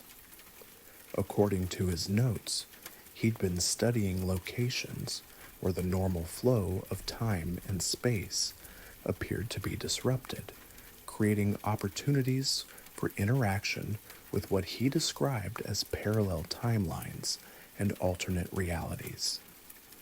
The journals were filled with mathematical equations, technical diagrams, and detailed observations of phenomena that sounded like science fiction but were presented with the methodical precision of serious scientific research. Uncle Robert had apparently devoted his entire career to documenting and understanding events that challenged conventional physics and suggested that reality was far more complex and malleable than generally acknowledged. Most disturbing were his notes about the cabin itself. According to his research, the property was located at what he called a convergence point, a place where multiple timelines intersected and where it was possible to observe and sometimes interact with alternate versions of reality.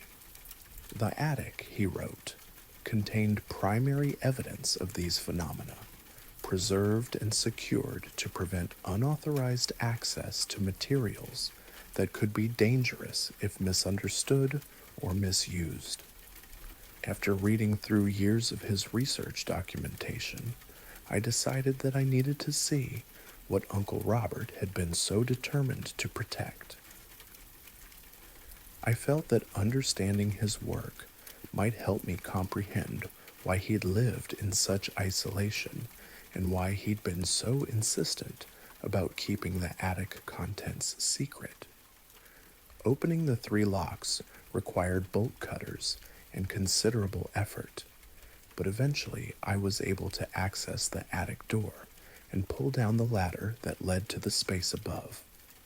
What I found there was a carefully organized archive that documented phenomena I had never imagined possible. The attic contained hundreds of photographs, video recordings, and physical artifacts that appeared to show the same locations and people in multiple, contradictory versions. There were photographs of the cabin taken from the same angle at the same time of day, but showing different architectural details, different landscaping, and sometimes different seasons despite identical timestamps. More unsettling were the photographs of people I recognized, including myself, engaged in activities I had no memory of performing. I found pictures of myself at different ages, in different clothing, apparently living in versions of the cabin that were similar but not identical to the one I was actually occupying. Some images showed me with people I'd never met, involved in conversations and activities that had never occurred in my timeline. Uncle Robert had documented what appeared to be systematic observation of alternate timelines that ran parallel to our normal reality. His equipment included cameras that could somehow capture images from multiple dimensions simultaneously, recording devices that preserved conversations occurring in different versions of the same location, and instruments that detected what he called timeline fluctuations that allowed brief glimpses into alternate realities. The most shocking discovery was a collection of video recordings that showed me moving into the cabin and living there for several months, but with different outcomes and different decisions than what I had actually experienced. In some recordings, I opened the attic door immediately upon arrival and discovered completely different contents. In others, I never inherited the cabin at all, or I inherited it under different circumstances with different instructions from Uncle Robert. The videos were clearly real, not manipulated or fabricated, but they documented events that had never happened in my version of reality. I was watching authentic recordings of myself, living alternate versions of my own life, making different choices and experiencing different consequences while occupying the same physical space I was currently inhabiting. Uncle Robert's notes explain that the cabin existed at a point where multiple timelines converged, creating opportunities for cross-dimensional observation and occasionally allowing limited interaction between parallel realities. His research equipment could detect and record these alternate timelines, preserving evidence of the infinite variations of events that occurred simultaneously in different versions of the same reality. According to his documentation, opening the attic door was itself a significant event that occurred differently in different timelines, with varying consequences depending on when it happened and what mental state the person opening it was in. He'd apparently observed dozens of versions of future occupants of the cabin, including multiple versions of me, making the decision to access the attic under different circumstances and discovering different collections of evidence. The most disturbing implication of Uncle Robert's research was that every decision, every action, every moment of existence was constantly branching into multiple parallel outcomes that all existed simultaneously in overlapping realities. The attic contained proof that free will was more complex than we understood, that every choice we made created alternate timelines where we made different choices, and that all of these possibilities existed concurrently in dimensions that occasionally intersected with our own. I've spent the past year studying Uncle Robert's research and trying to understand the implications of what he discovered. The knowledge has been overwhelming and has fundamentally changed how I think about choice, consequence, and the nature of reality itself. Every decision I make feels weighted with the awareness that other versions of myself are simultaneously making different decisions and experiencing different outcomes. I've also discovered that the research equipment is still functional and that I can observe alternate timelines where I never opened the attic door, where Uncle Robert is still alive and continuing his work, and where the cabin serves different purposes for different versions of our family.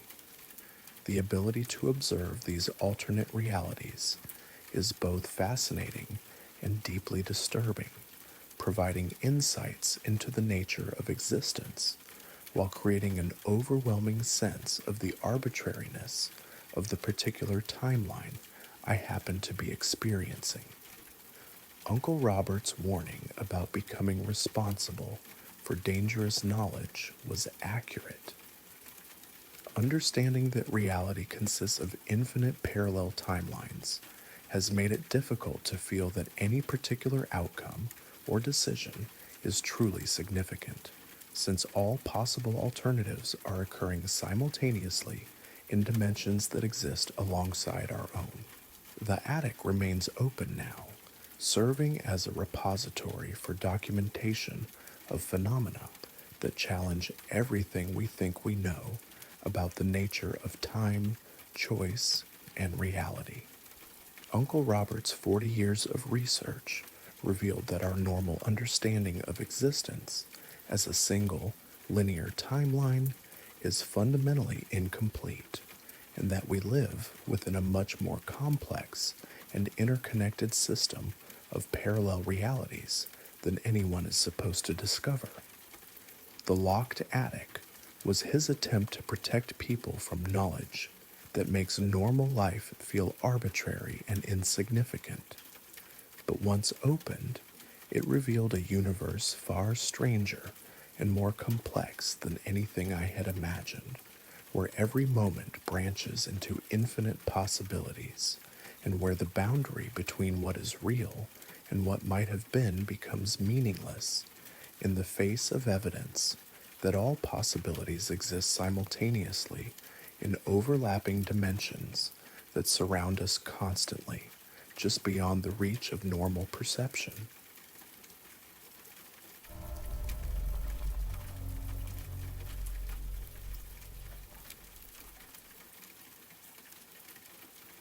I was cycling home from my job at the university library on a Tuesday evening in late April, following the same route I'd taken hundreds of times over the past 3 years.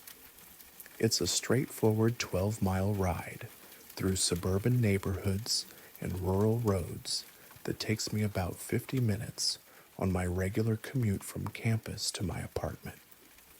I know every turn, every hill, and every landmark along the way, and I'd never had any problems with the route or experienced any issues that would make me worry about the safety of the ride.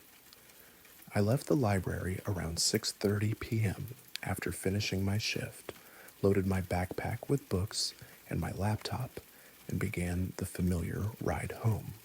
The weather was perfect: clear skies, mild temperature, and light traffic that made for ideal cycling conditions. I remember stopping at the traffic light at the intersection of University Drive and Oak Street, about 2 miles from campus, and checking my phone to see a text message from my roommate about dinner plans. That's the last thing I remember clearly until I woke up lying in tall grass beside a country road I'd never seen before, with my bicycle lying nearby and no memory of how I'd gotten there. According to my phone, it was 9:15 p.m., nearly 3 hours after I'd left the library. I was lying in a ditch about 30 feet from the pavement, apparently having crashed or fallen while riding, though I felt no pain and could see no injuries that would explain the incident. When I managed to get to my feet and look around, I found myself on a narrow rural road that didn't match anything along my normal route home. The landscape was more agricultural than the suburban and light industrial areas I typically rode through, with cornfields stretching in both directions and farmhouses scattered at wide intervals. There were no familiar landmarks, no street signs I recognized, and no indication of how I might have ended up in such a remote location. My bicycle appeared to be undamaged, showing no signs of having been in an accident or collision that might explain why I'd been lying unconscious in the grass. My helmet was still securely fastened, my backpack was still attached to the bike, and all my belongings were intact and undisturbed. I felt completely normal physically. No headache, no dizziness, no soreness that would suggest I'd fallen or been injured. I turned on my phone's GPS to determine my location and found that I was on County Road 47, about 12 miles southwest of my normal route home. According to the map, I was in a rural area that I'd never visited, and that was nowhere near any road I would have taken during my commute. To reach this location, from where I last remembered being, I would have had to turn off my usual route and ride for at least an hour through territory I was completely unfamiliar with. Most puzzling was that there was no logical route between my last clear memory and my current location. To get from the intersection where I'd stopped to check my phone to County Road 47, I would have had to ride through downtown, cross a major river, and navigate a series of county roads that I'd never heard of. It wasn't a route that anyone would take accidentally, and it certainly wasn't anywhere I would have intended to go. I called my roommate to explain what had happened and ask for help getting home. When I described my location, he was as confused as I was about how I'd ended up so far from my normal route. He drove out to pick me up, and during the ride back to our apartment, we tried to figure out what might have caused me to lose 3 hours and end up 12 miles from where I should have been. "Did you stop anywhere along the way?" he asked. "Meet someone, take a different route, decide to explore a new area?" But I had no memory of making any conscious decisions after stopping at the intersection near campus. There was simply a gap in my memory from 6:45 p.m. until I woke up in the grass at 9:15 p.m. with no recollection of riding, stopping, or anything else that might have occurred during those missing hours. Over the following days, I tried to reconstruct what might have happened during my missing time. I retraced my normal route, looking for any turnoffs or detours that might have led me toward County Road 47. I also visited the area where I'd been found, hoping that seeing the location in daylight might trigger memories of how I'd gotten there. But I found no logical connection between my intended route and the location where I'd regained consciousness. The roads that would have taken me to County Road 47 branched off from completely different parts of the city, requiring navigation through areas I'd never visited and turns I would have had no reason to make. I consulted with my doctor about the possibility that I'd experienced some kind of medical episode, a seizure, blood sugar crash, or other condition that might cause memory loss and disorientation. But medical tests showed no abnormalities, and I had no history of conditions that would explain sudden unconsciousness or confusion while cycling. The doctor suggested that I might have experienced what's called a fugue state, a psychological condition where people lose memory of their identity and activities for extended periods while continuing to function normally. But fugue states typically involve much longer periods of memory loss and usually include travel to distant locations rather than ending up unconscious in a rural ditch. I also considered the possibility that I'd been the victim of some kind of crime, drugged, robbed, or assaulted in a way that had left me unconscious and confused. But nothing was missing from my belongings. I showed no signs of physical harm, and there was no evidence of any criminal activity that might explain my condition and location. Most puzzling was the discovery that my bicycle's odometer showed that I had ridden exactly 23.7 miles since my last reset, almost twice the distance of my normal commute home. The additional mileage suggested that I had indeed ridden to County Road 47 under my own power, but I had no memory of choosing that route or any explanation for why I would have gone so far out of my way. I started carrying a small recording device during my rides, thinking that if I experienced another blackout, I might be able to capture audio evidence of what happened during the missing time.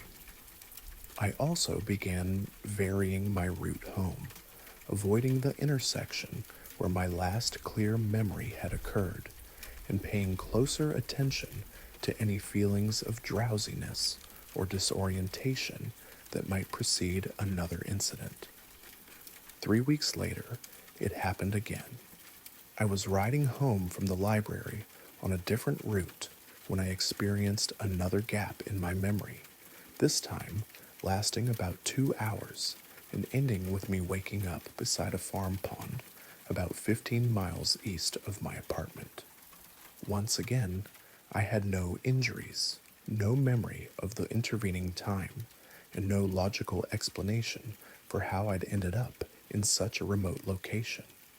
The second incident convinced me that something was systematically interfering with my memory and transportation during my evening rides home, whether it was some kind of medical condition, psychological phenomenon, or external intervention that I wasn't aware of.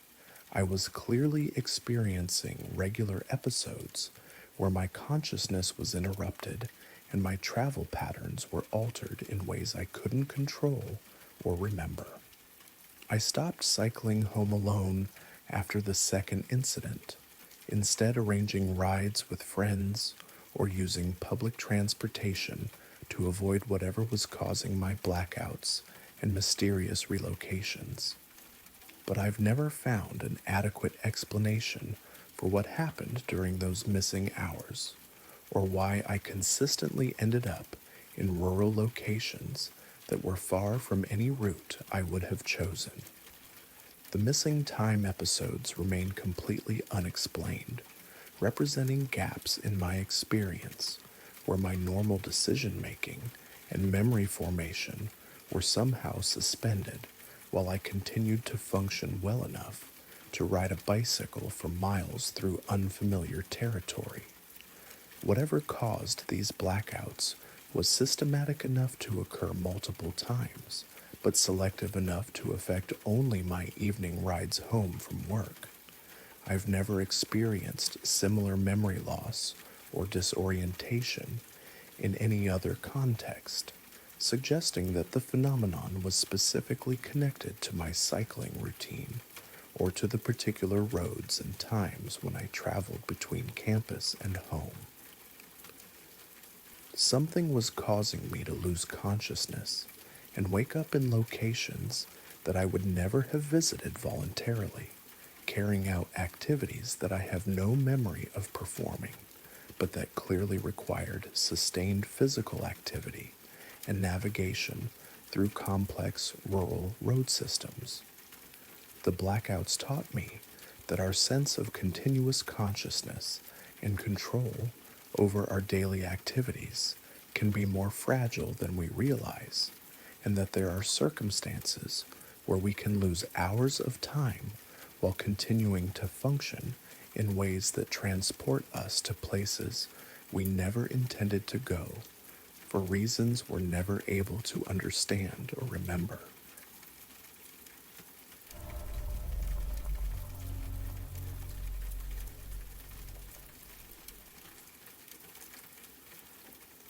The tunnel first appeared during a violent thunderstorm in early June, 3 days after we'd moved into our farmhouse outside of Millerville, Kansas.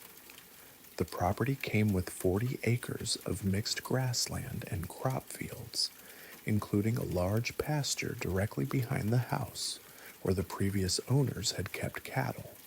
It was typical Kansas prairie land, flat, open, and predictable in the way that agricultural areas tend to be when they've been farmed for generations. I discovered the tunnel the morning after the storm while surveying potential damage to our property. The storm had been unusually intense, with sustained winds over 60 miles per hour, marble-sized hail, and lightning strikes that had knocked out power throughout the county. Rick was walking the fence line to check for broken posts when I noticed something that definitely hadn't been there when we'd moved in the week before, about 200 yards from the house. In the middle of what had been a perfectly level field, there was now a circular opening in the ground, approximately 8 feet in diameter. The opening appeared to be the entrance to a tunnel that descended at a gentle angle into the earth, lined with what looked like smooth stone or concrete that seemed far too finished and professional to be a natural formation. The tunnel entrance was surrounded by undisturbed grass and showed no signs of excavation or construction activity. There were no piles of dirt, no equipment tracks, no indication that anyone had been digging in our field. The opening simply existed where it hadn't existed before, as if it had been uncovered by the storm rather than created by it. I called my wife Sarah to come look at what I'd found, and we both spent considerable time examining the tunnel entrance and trying to understand how it could have appeared overnight. The stonework was old and weathered, suggesting that the tunnel had existed for many years, but had somehow been hidden beneath the surface until the storm exposed it. Maybe it's an old root cellar, Sarah suggested, though she sounded uncertain, or some kind of storm shelter that the previous owners forgot to mention. But the construction was too sophisticated and too large to be a typical farm structure. The tunnel opening was perfectly round and lined with fitted stones that showed the kind of craftsmanship associated with professional engineering rather than rural utility construction. We contacted the previous owners to ask about underground structures on the property, but they insisted that no tunnels, cellars, or other subsurface facilities existed anywhere on the land. They'd farmed the property for over 30 years and had never encountered anything beneath the surface except normal soil and bedrock. I borrowed a powerful flashlight and descended into the tunnel to see where it led and how extensive it might be. The passage angled downward for about 50 feet before leveling off and continuing straight into the distance beyond the range of my light. The walls were lined with the same fitted stone construction, and the floor was paved with smooth blocks that showed signs of considerable age and wear. Most puzzling was the tunnel's apparent functionality. Despite obviously being very old, it was completely dry, well ventilated, and showed no signs of structural deterioration.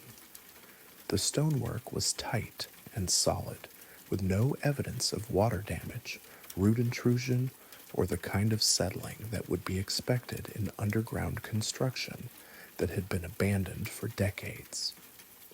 After exploring about 200 feet into the tunnel, I returned to the surface and called the county engineer's office to report the discovery and ask about permits or records that might explain the tunnel's existence. But county officials had no knowledge of any underground construction on our property and no historical records of permits that would authorize such extensive excavation. 3 days later, during another severe thunderstorm, I watched from our kitchen window as something extraordinary happened in the field. As the storm intensified and lightning began striking the ground regularly, the tunnel entrance began to glow with a soft, blue-white light that seemed to come from deep within the passage. The glow was faint, but clearly visible against the darkness of the stormy evening, pulsing gently in rhythm with the lightning strikes that were occurring throughout the area. It wasn't the harsh illumination of electric lighting, but rather a soft radiance that seemed to be generated by the tunnel structure itself. When the storm ended and morning arrived, I returned to the field, expecting to find the tunnel entrance still glowing or showing some other sign of the unusual activity I'd observed during the night. Instead, I found only undisturbed grassland where the tunnel opening had been. The entrance had vanished completely, leaving no trace that it had ever existed. I spent hours searching the area where the tunnel had been, looking for any depression, discoloration, or other indication that the ground had been disturbed. But the field appeared exactly as it had when we'd first moved to the property, level, uniform, and showing no signs of underground structures or recent excavation. Over the following months, I observed a consistent pattern. The tunnel appeared only during severe thunderstorms, manifesting in the same location each time with the same stone-lined construction and the same mysterious glow that accompanied intense electrical activity. Between storms, the field remained normal farmland with no indication that anything unusual existed beneath the surface. I began keeping detailed records of the tunnel's appearances, noting the timing, duration, and weather conditions that seemed to trigger its manifestation. The opening only appeared during storms with significant electrical activity, particularly those with frequent lightning strikes and sustained winds above 50 miles per hour. During one particularly intense storm in late July, I managed to descend into the tunnel while it was glowing and discovered that the light was coming from within the stone walls themselves. The fitted blocks that lined the passage were somehow generating illumination, creating a soft radiance that allowed clear visibility throughout the tunnel system without any external light source. I followed the main passage for over half a mile, discovering that it branched into multiple corridors that extended in different directions beneath our property and beyond. Some passages angled deeper underground, while others remained at the same level and appeared to connect to similar tunnel systems that extended under neighboring farms. The construction throughout the tunnel network was uniform and sophisticated, suggesting a coordinated engineering project that had involved extensive planning and resources. But there were no historical records of any such construction in our area, and no explanation for why such an elaborate underground system would have been built beneath agricultural land in rural Kansas. Most mysterious was the tunnel's response to electrical activity. During storms, the walls would glow more brightly as lightning strikes increased in frequency, as if the tunnel system were somehow powered by or connected to the atmospheric electrical activity occurring above ground. I researched geological and historical information about our area, looking for any explanation for underground construction that might be triggered by electrical storms. What I found was a pattern of similar reports from other rural areas throughout the Midwest. Farmers and landowners who had discovered tunnel systems that appeared during severe weather and vanished when conditions returned to normal. The reports were scattered and often dismissed as weather-related hallucinations or misidentification of storm damage, but they shared consistent details about stone-lined passages, electrical phenomena, and underground networks that seemed to operate according to schedules determined by atmospheric conditions rather than human activity. I never determined who built the tunnel system beneath our property or what purpose it was designed to serve, but I learned to anticipate its appearances during severe storms and to appreciate the brief opportunities to explore underground infrastructure that existed parallel to but separate from the surface world of agriculture and rural life. The tunnel continues to appear during electrical storms, offering glimpses of construction capabilities and engineering projects that operated according to different principles than anything acknowledged in the historical development of our region. Whatever civilization or organization created the underground network possessed technologies that could harness electrical activity and construction techniques that left no trace of their activities on the surface world. The field above remains ordinary farmland, but beneath it lies evidence of sophisticated engineering that challenges assumptions about what lies hidden under the familiar landscapes of rural America. The tunnel serves as a reminder that our mapped and measured agricultural areas contain layers of construction and activity that become visible only when atmospheric conditions create the specific electrical environment necessary for their manifestation. During every severe thunderstorm, I watch from our kitchen window as the tunnel entrance glows softly in the darkness, marking the temporary appearance of underground architecture that exists in the spaces between documented history and the hidden infrastructure that operates beneath the surface of our everyday agricultural landscape, serving purposes that remain as mysterious as the engineering capabilities that created them.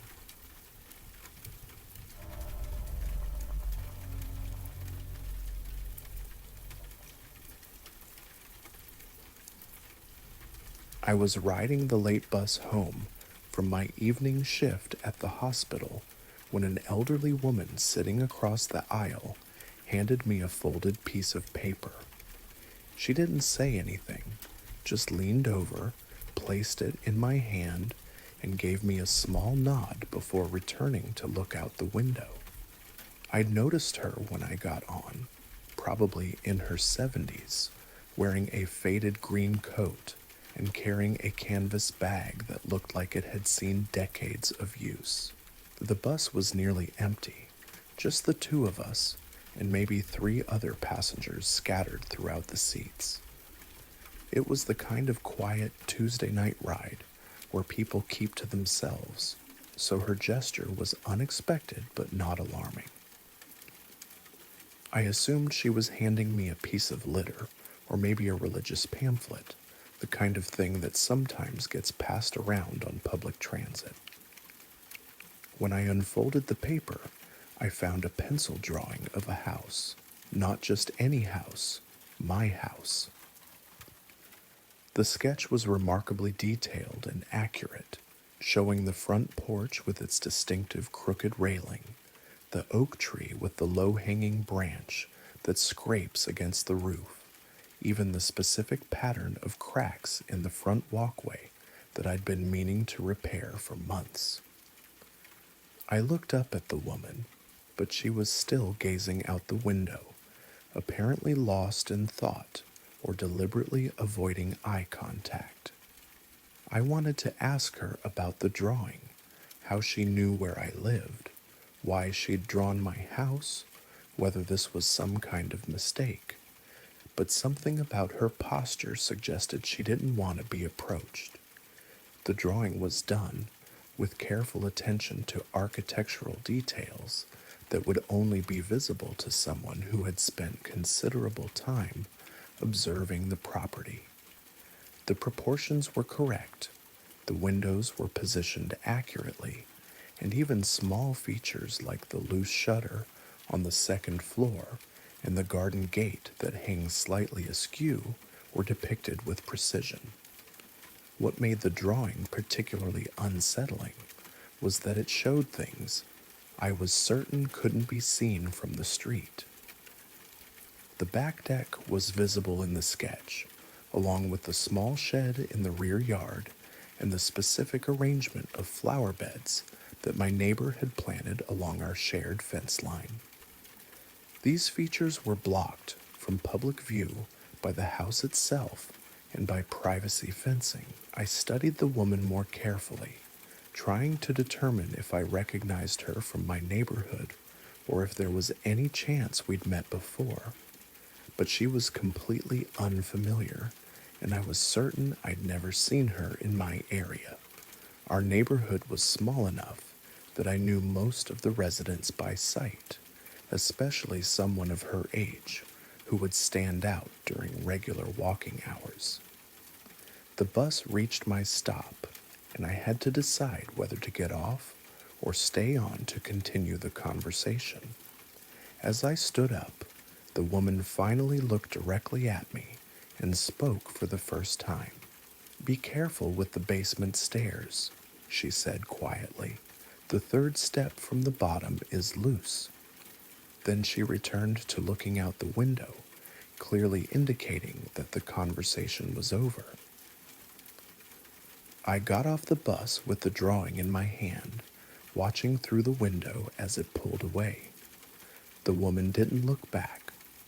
When I got home, I immediately checked the basement stairs, something I hadn't thought to examine in the 6 months since I'd moved into the house. The third step from the bottom was indeed loose, wobbling noticeably when I tested it with my weight. It wasn't dangerous yet, but it was definitely something that needed to be repaired before it became a safety hazard. I spent the rest of the evening examining the drawing more closely and trying to understand how a stranger could have acquired such detailed knowledge of my property. The sketch included interior details that were visible through windows, suggesting the artist had spent considerable time observing the house from multiple angles. The level of detail was so accurate that I began to wonder if the woman was connected to the previous owner, perhaps a relative or friend who was familiar with the property from before I'd purchased it. But the drawing included recent changes I'd made: a new mailbox, different porch furniture, garden modifications that wouldn't have been known to someone whose knowledge was limited to the house's previous configuration. I asked my neighbors if they recognized the woman from my description, but no one had seen anyone matching her appearance in the area. I also checked with the bus company to see if they had any information about regular passengers who might ride that route, but they couldn't provide details about individual riders. Over the following weeks, I found myself paying closer attention to people on the bus and in my neighborhood, hoping to encounter the woman again so I could ask her about the drawing and her knowledge of my house. But I never saw her again, despite taking the same bus route every weeknight for months afterward. The drawing remains on my kitchen table, a reminder that someone has been observing my home with remarkable attention to detail. Every time I look at it, I notice new elements that demonstrate how thoroughly the artist had studied the property. Shadows that indicate the time of day when observations were made, seasonal details that show when the sketches were done, even small maintenance issues that I'd been planning to address. What bothers me most is not knowing why someone would create such a detailed record of my house, or how they acquired the knowledge necessary to draw it so accurately.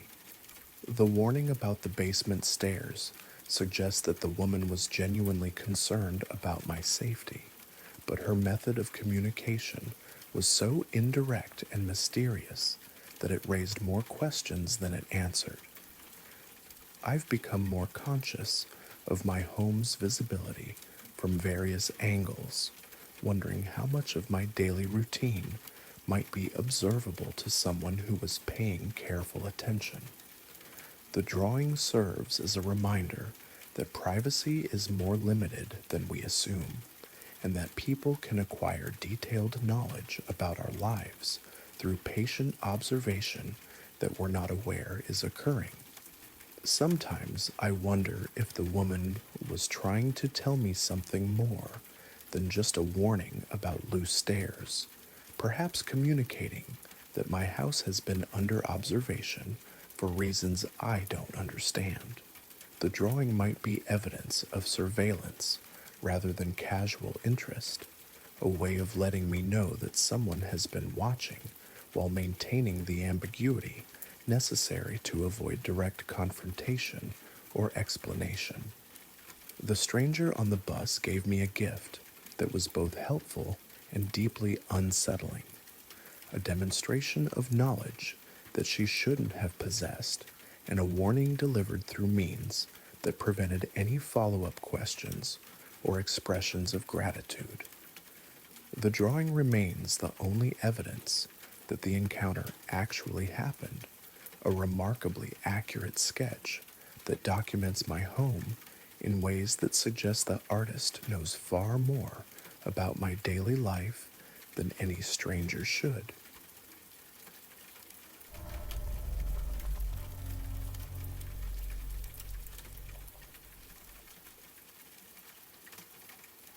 I had been exploring Mammoth Cave's backcountry tours for years, so when my guide mentioned an unmarked passage that branched off from the wild cave tour route, I was intrigued rather than concerned.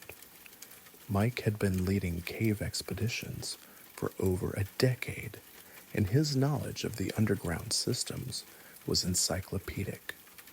When he suggested we take a brief detour to see some interesting geological formations, I trusted his judgment completely. The passage was narrow and required crawling for about 30 feet before opening into a chamber that wasn't on any of the official cave maps I'd studied. Mike explained that there were hundreds of such rooms throughout the Mammoth Cave system, many of them discovered by guides over the years, but never formally surveyed or incorporated into the standard tour routes. This particular chamber was one of his personal discoveries, a small space with unusual flowstone formations that he occasionally showed to experienced cavers. We spent about 20 minutes in the hidden chamber, examining the intricate limestone deposits and taking photographs of formations that rivaled anything in the main cave system. The room was beautiful and peaceful, with the kind of profound silence that you can only experience deep underground, insulated from all surface noise by hundreds of feet of solid rock. When we prepared to leave, Mike led the way back toward the narrow passage that connected to the main tour route. But as we crawled through the confined space, something went wrong. I heard Mike curse quietly ahead of me, followed by the sound of rocks shifting and settling. When I reached the spot where he'd been crawling, I found that a section of the passage ceiling had partially collapsed, creating a pile of debris that blocked our exit route. Mike was on the other side of the collapse, and I could hear him calling to me through the rock pile. He assured me that he wasn't injured and that he would go for help, but warned that it might take several hours to organize a rescue team and clear the passage safely. Cave rescues require specialized equipment and experienced personnel, and the remote location of our passage would complicate any extraction efforts. I had emergency supplies, water, energy bars, and multiple light sources, so I wasn't in immediate danger. Mike estimated that a rescue team could clear the passage within 6 to 8 hours, assuming they could locate our position accurately and access it without causing further collapses. My job was to stay calm, conserve my lights, and wait for assistance. The collapsed passage left me alone in the hidden chamber with no way to exit on my own. The rock pile was too unstable to attempt climbing over, and I had no digging tools that would allow me to clear a safe path. I settled in to wait, trying to remain positive while managing my growing anxiety about being trapped underground. After about 2 hours of waiting, I decided to explore the chamber more thoroughly to pass time and keep my mind occupied. I'd been focused on the flowstone formations during our initial visit, but now I had the opportunity to examine other features that I'd overlooked.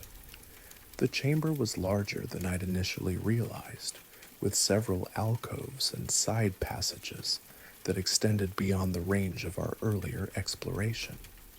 It was while investigating one of these side areas that I first noticed the writing on the walls. At first, I thought I was seeing natural patterns in the limestone, the kind of mineral staining and geological layering that can create the illusion of symbols or text when viewed under artificial light. Cave walls often display formations that look like writing or drawings, especially when shadows and lighting create contrast between different rock textures. But as I examined the markings more closely, I realized they were definitely intentional symbols rather than natural formations. The characters were carved into the limestone with deliberate precision, forming lines of text that followed consistent spacing and alignment. The symbols were unlike any alphabet I recognized, but they had the organized structure of genuine writing rather than random marks or decorative patterns. What made the discovery truly extraordinary was that the symbols were glowing. It wasn't the harsh illumination of artificial lighting, but a soft, organic phosphorescence that seemed to emanate from within the carved characters themselves. The glow was faint, but clearly visible in the darkness of the cave, creating just enough light to read the symbols without any external illumination. I turned off my flashlight to observe the phenomenon more clearly, and the glowing text became more pronounced in the absolute darkness of the cave environment. The symbols pulsed very gently, as if they were responding to some kind of internal rhythm or energy source. The effect was beautiful and completely inexplicable according to anything I knew about cave geology or mineral properties. The text covered a substantial portion of one wall, arranged in what appeared to be paragraphs or verses with consistent formatting and structure. Some sections were brighter than others, and the intensity of the glow varied among different characters, creating patterns of emphasis that suggested meaning and organization within the text. I spent the next hour documenting the glowing symbols with my camera, though I found that the photographs failed to capture the phosphorescent effect adequately. The images showed the carved symbols clearly, but the subtle glow that was obvious to my naked eyes was barely visible in the digital recordings. It was as if the luminescence existed in a spectrum that was more readily perceived by human vision than by electronic sensors. As I studied the writing more carefully, I began to notice that the glow patterns were slowly changing.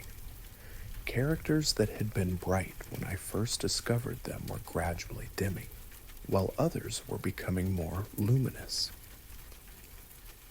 The changes were subtle and occurred over periods of several minutes, but they were definitely happening in ways that suggested the text was somehow active rather than static. The shifting patterns of illumination seemed to follow the structure of the text, moving from left to right along the lines, as if highlighting different sections in sequence. It reminded me of a computer display or electronic text, but carved into limestone that had to be thousands of years old and glowing through some mechanism that I couldn't begin to understand. I tried to identify any environmental factors that might explain the luminescence: moisture levels, temperature variations, air currents that might affect mineral properties within the rock. But the cave environment was remarkably stable, and there was no obvious correlation between the glowing patterns and any changes in atmospheric conditions. The most unsettling aspect of the discovery was the growing sense that the text was responding to my presence. When I moved closer to examine specific sections, those areas would gradually become brighter, as if the symbols were aware of my attention and were adapting their luminosity accordingly. When I stepped away, the glow would fade back to its previous level. After about 4 hours of observing the glowing text, I heard voices echoing through the cave system. The rescue team had arrived and was working to clear the collapsed passage. Mike's voice carried through the rock pile, assuring me that they were making progress and would have me out within another hour or two. As the rescue efforts intensified and the sounds of digging and rock removal grew louder, I noticed that the glowing symbols were beginning to fade. The luminescence that had been clearly visible for hours was gradually diminishing, as if the presence of multiple people in the cave system was somehow interfering with whatever mechanism created the effect. By the time the rescue team cleared enough debris to create a safe passage, the glow had disappeared entirely. The symbols were still visible as carved characters in the limestone, but they showed no trace of the phosphorescence that had made them so remarkable. To the rescue team, they appeared to be nothing more than interesting but ordinary cave graffiti, probably created by previous explorers who had discovered the hidden chamber. I mentioned the glowing effect to Mike during our exit from the cave, but he was focused on ensuring my safety and completing the rescue operation. He promised to return with proper equipment to document the carved symbols more thoroughly, but when we came back 2 weeks later, we found that a subsequent rockfall had sealed the chamber completely. The passage where I'd been trapped was now blocked by tons of limestone debris, making the hidden room inaccessible without major excavation. I never had the opportunity to study the glowing text again, or to determine what had caused the luminescent effects. The photographs I'd taken showed only carved symbols without any visible illumination, providing no evidence of the extraordinary phenomenon I'd witnessed during my hours alone in the underground chamber. The experience left me with more questions than answers about what might exist in the unexplored regions of extensive cave systems. The glowing writing suggested technologies or natural phenomena that operated according to principles I didn't understand, hidden in chambers that few people would ever have the opportunity to discover. Sometimes I wonder if the text was some kind of natural bioluminescence, perhaps created by microorganisms that had adapted to the cave environment in ways that science hasn't documented. Other times I consider the possibility that the symbols were evidence of previous civilizations that used caves for purposes we don't understand, leaving behind messages or records that remained active long after their creators had disappeared. The collapsed passage has permanently sealed the chamber where I saw the glowing writing, ensuring that the mystery will remain unsolved. But the memory of those luminescent symbols continues to influence how I think about cave exploration and what might be hidden in the vast underground systems that exist beneath our familiar surface world. The text that glowed in the darkness reminded me that even well-explored cave systems contain chambers and phenomena that exist beyond current scientific understanding, waiting to be discovered by people who find themselves in the right place, under the right circumstances, to witness something that challenges everything we think we know about the natural world that lies hidden beneath our feet.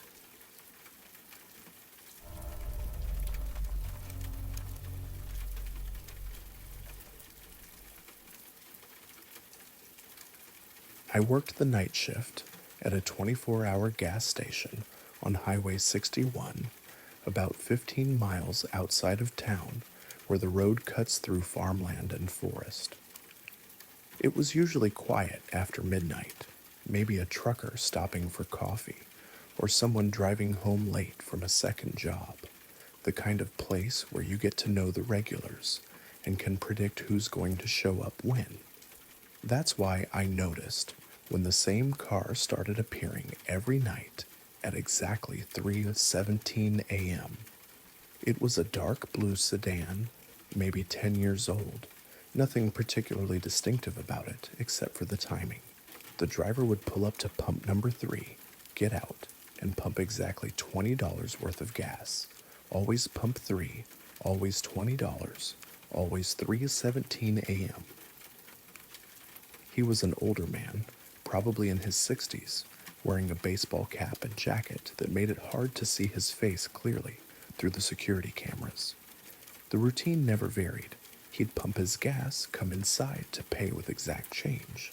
Always cash, always the same crumpled $20 bill, and leave without saying anything beyond pump 3 when I asked which one. No small talk, no acknowledgement of being a regular customer, just the transaction and back to his car. After about 2 weeks of this nightly routine, I started paying closer attention to details that hadn't seemed important initially. The man never bought anything else. No coffee, no snacks, no lottery tickets like most of our late night customers. He didn't use the restroom or browse the convenience items, just gas and out every single night. What struck me as odd was that $20 of gas wouldn't fill the tank of his sedan. Depending on current prices, it would maybe give him half a tank or so. If someone was driving enough to need gas every night, they'd probably want to fill up completely rather than making daily stops for partial fills. I mentioned the regular customer to my day shift counterpart, wondering if the same car came by during other hours. But Jake had never seen the blue sedan or anyone matching the description of my nightly visitor. According to him, the car only appeared during my shift, which ran from 11 p.m. to 7 a.m. After a month of nightly visits, I decided to pay closer attention to what happened after the man left the station. Our parking lot has a clear view of the highway in both directions, and I could usually see customer vehicles for a mile or two, depending on traffic and weather conditions. The blue sedan would leave our parking lot and head north on Highway 61, but it never appeared at the crest of the hill that was visible from the station. Every other vehicle that went north would be visible climbing that hill about 2 minutes after leaving our lot. But the blue sedan would disappear somewhere in the dark stretch between our station and the hill, even though there were no turnoffs or side roads in that section. I started keeping a log of the visits, noting any variations in the routine or details I might have missed. The timing was incredibly consistent, 3 to 17 a.m., never 3 was 16 or 3:18. The amount was always exactly $20, even when gas prices fluctuated, and $20 would buy different quantities of fuel. The man's appearance never changed. Same cap, same jacket, same quiet demeanor. 3 months into this pattern, I had what I thought was a breakthrough. The man was pumping gas as usual when he dropped something near his car, a piece of paper that blew toward the station building. After he left, I went outside to retrieve it, hoping it might provide some clue about who he was or where he was coming from. The paper was a receipt from our own gas station, dated from 6 months earlier, showing a purchase of exactly $20 of gas at 3:17 a.m., but the receipt was for pump number 6, not pump 3, and the date was from before I'd started working the night shift. According to the timestamp, it was from a period when the station was supposed to be closed for renovations. I checked with my manager about the station's history and whether we'd had any irregular hours or special circumstances 6 months earlier. According to company records, the station had been closed for 2 weeks during that period for equipment upgrades, and no sales should have been recorded during the renovation time frame.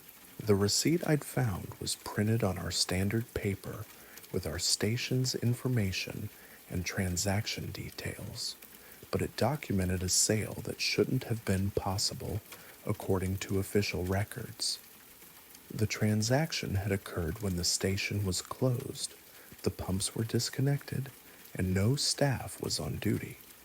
I kept the receipt and started researching other details about the time frame it represented.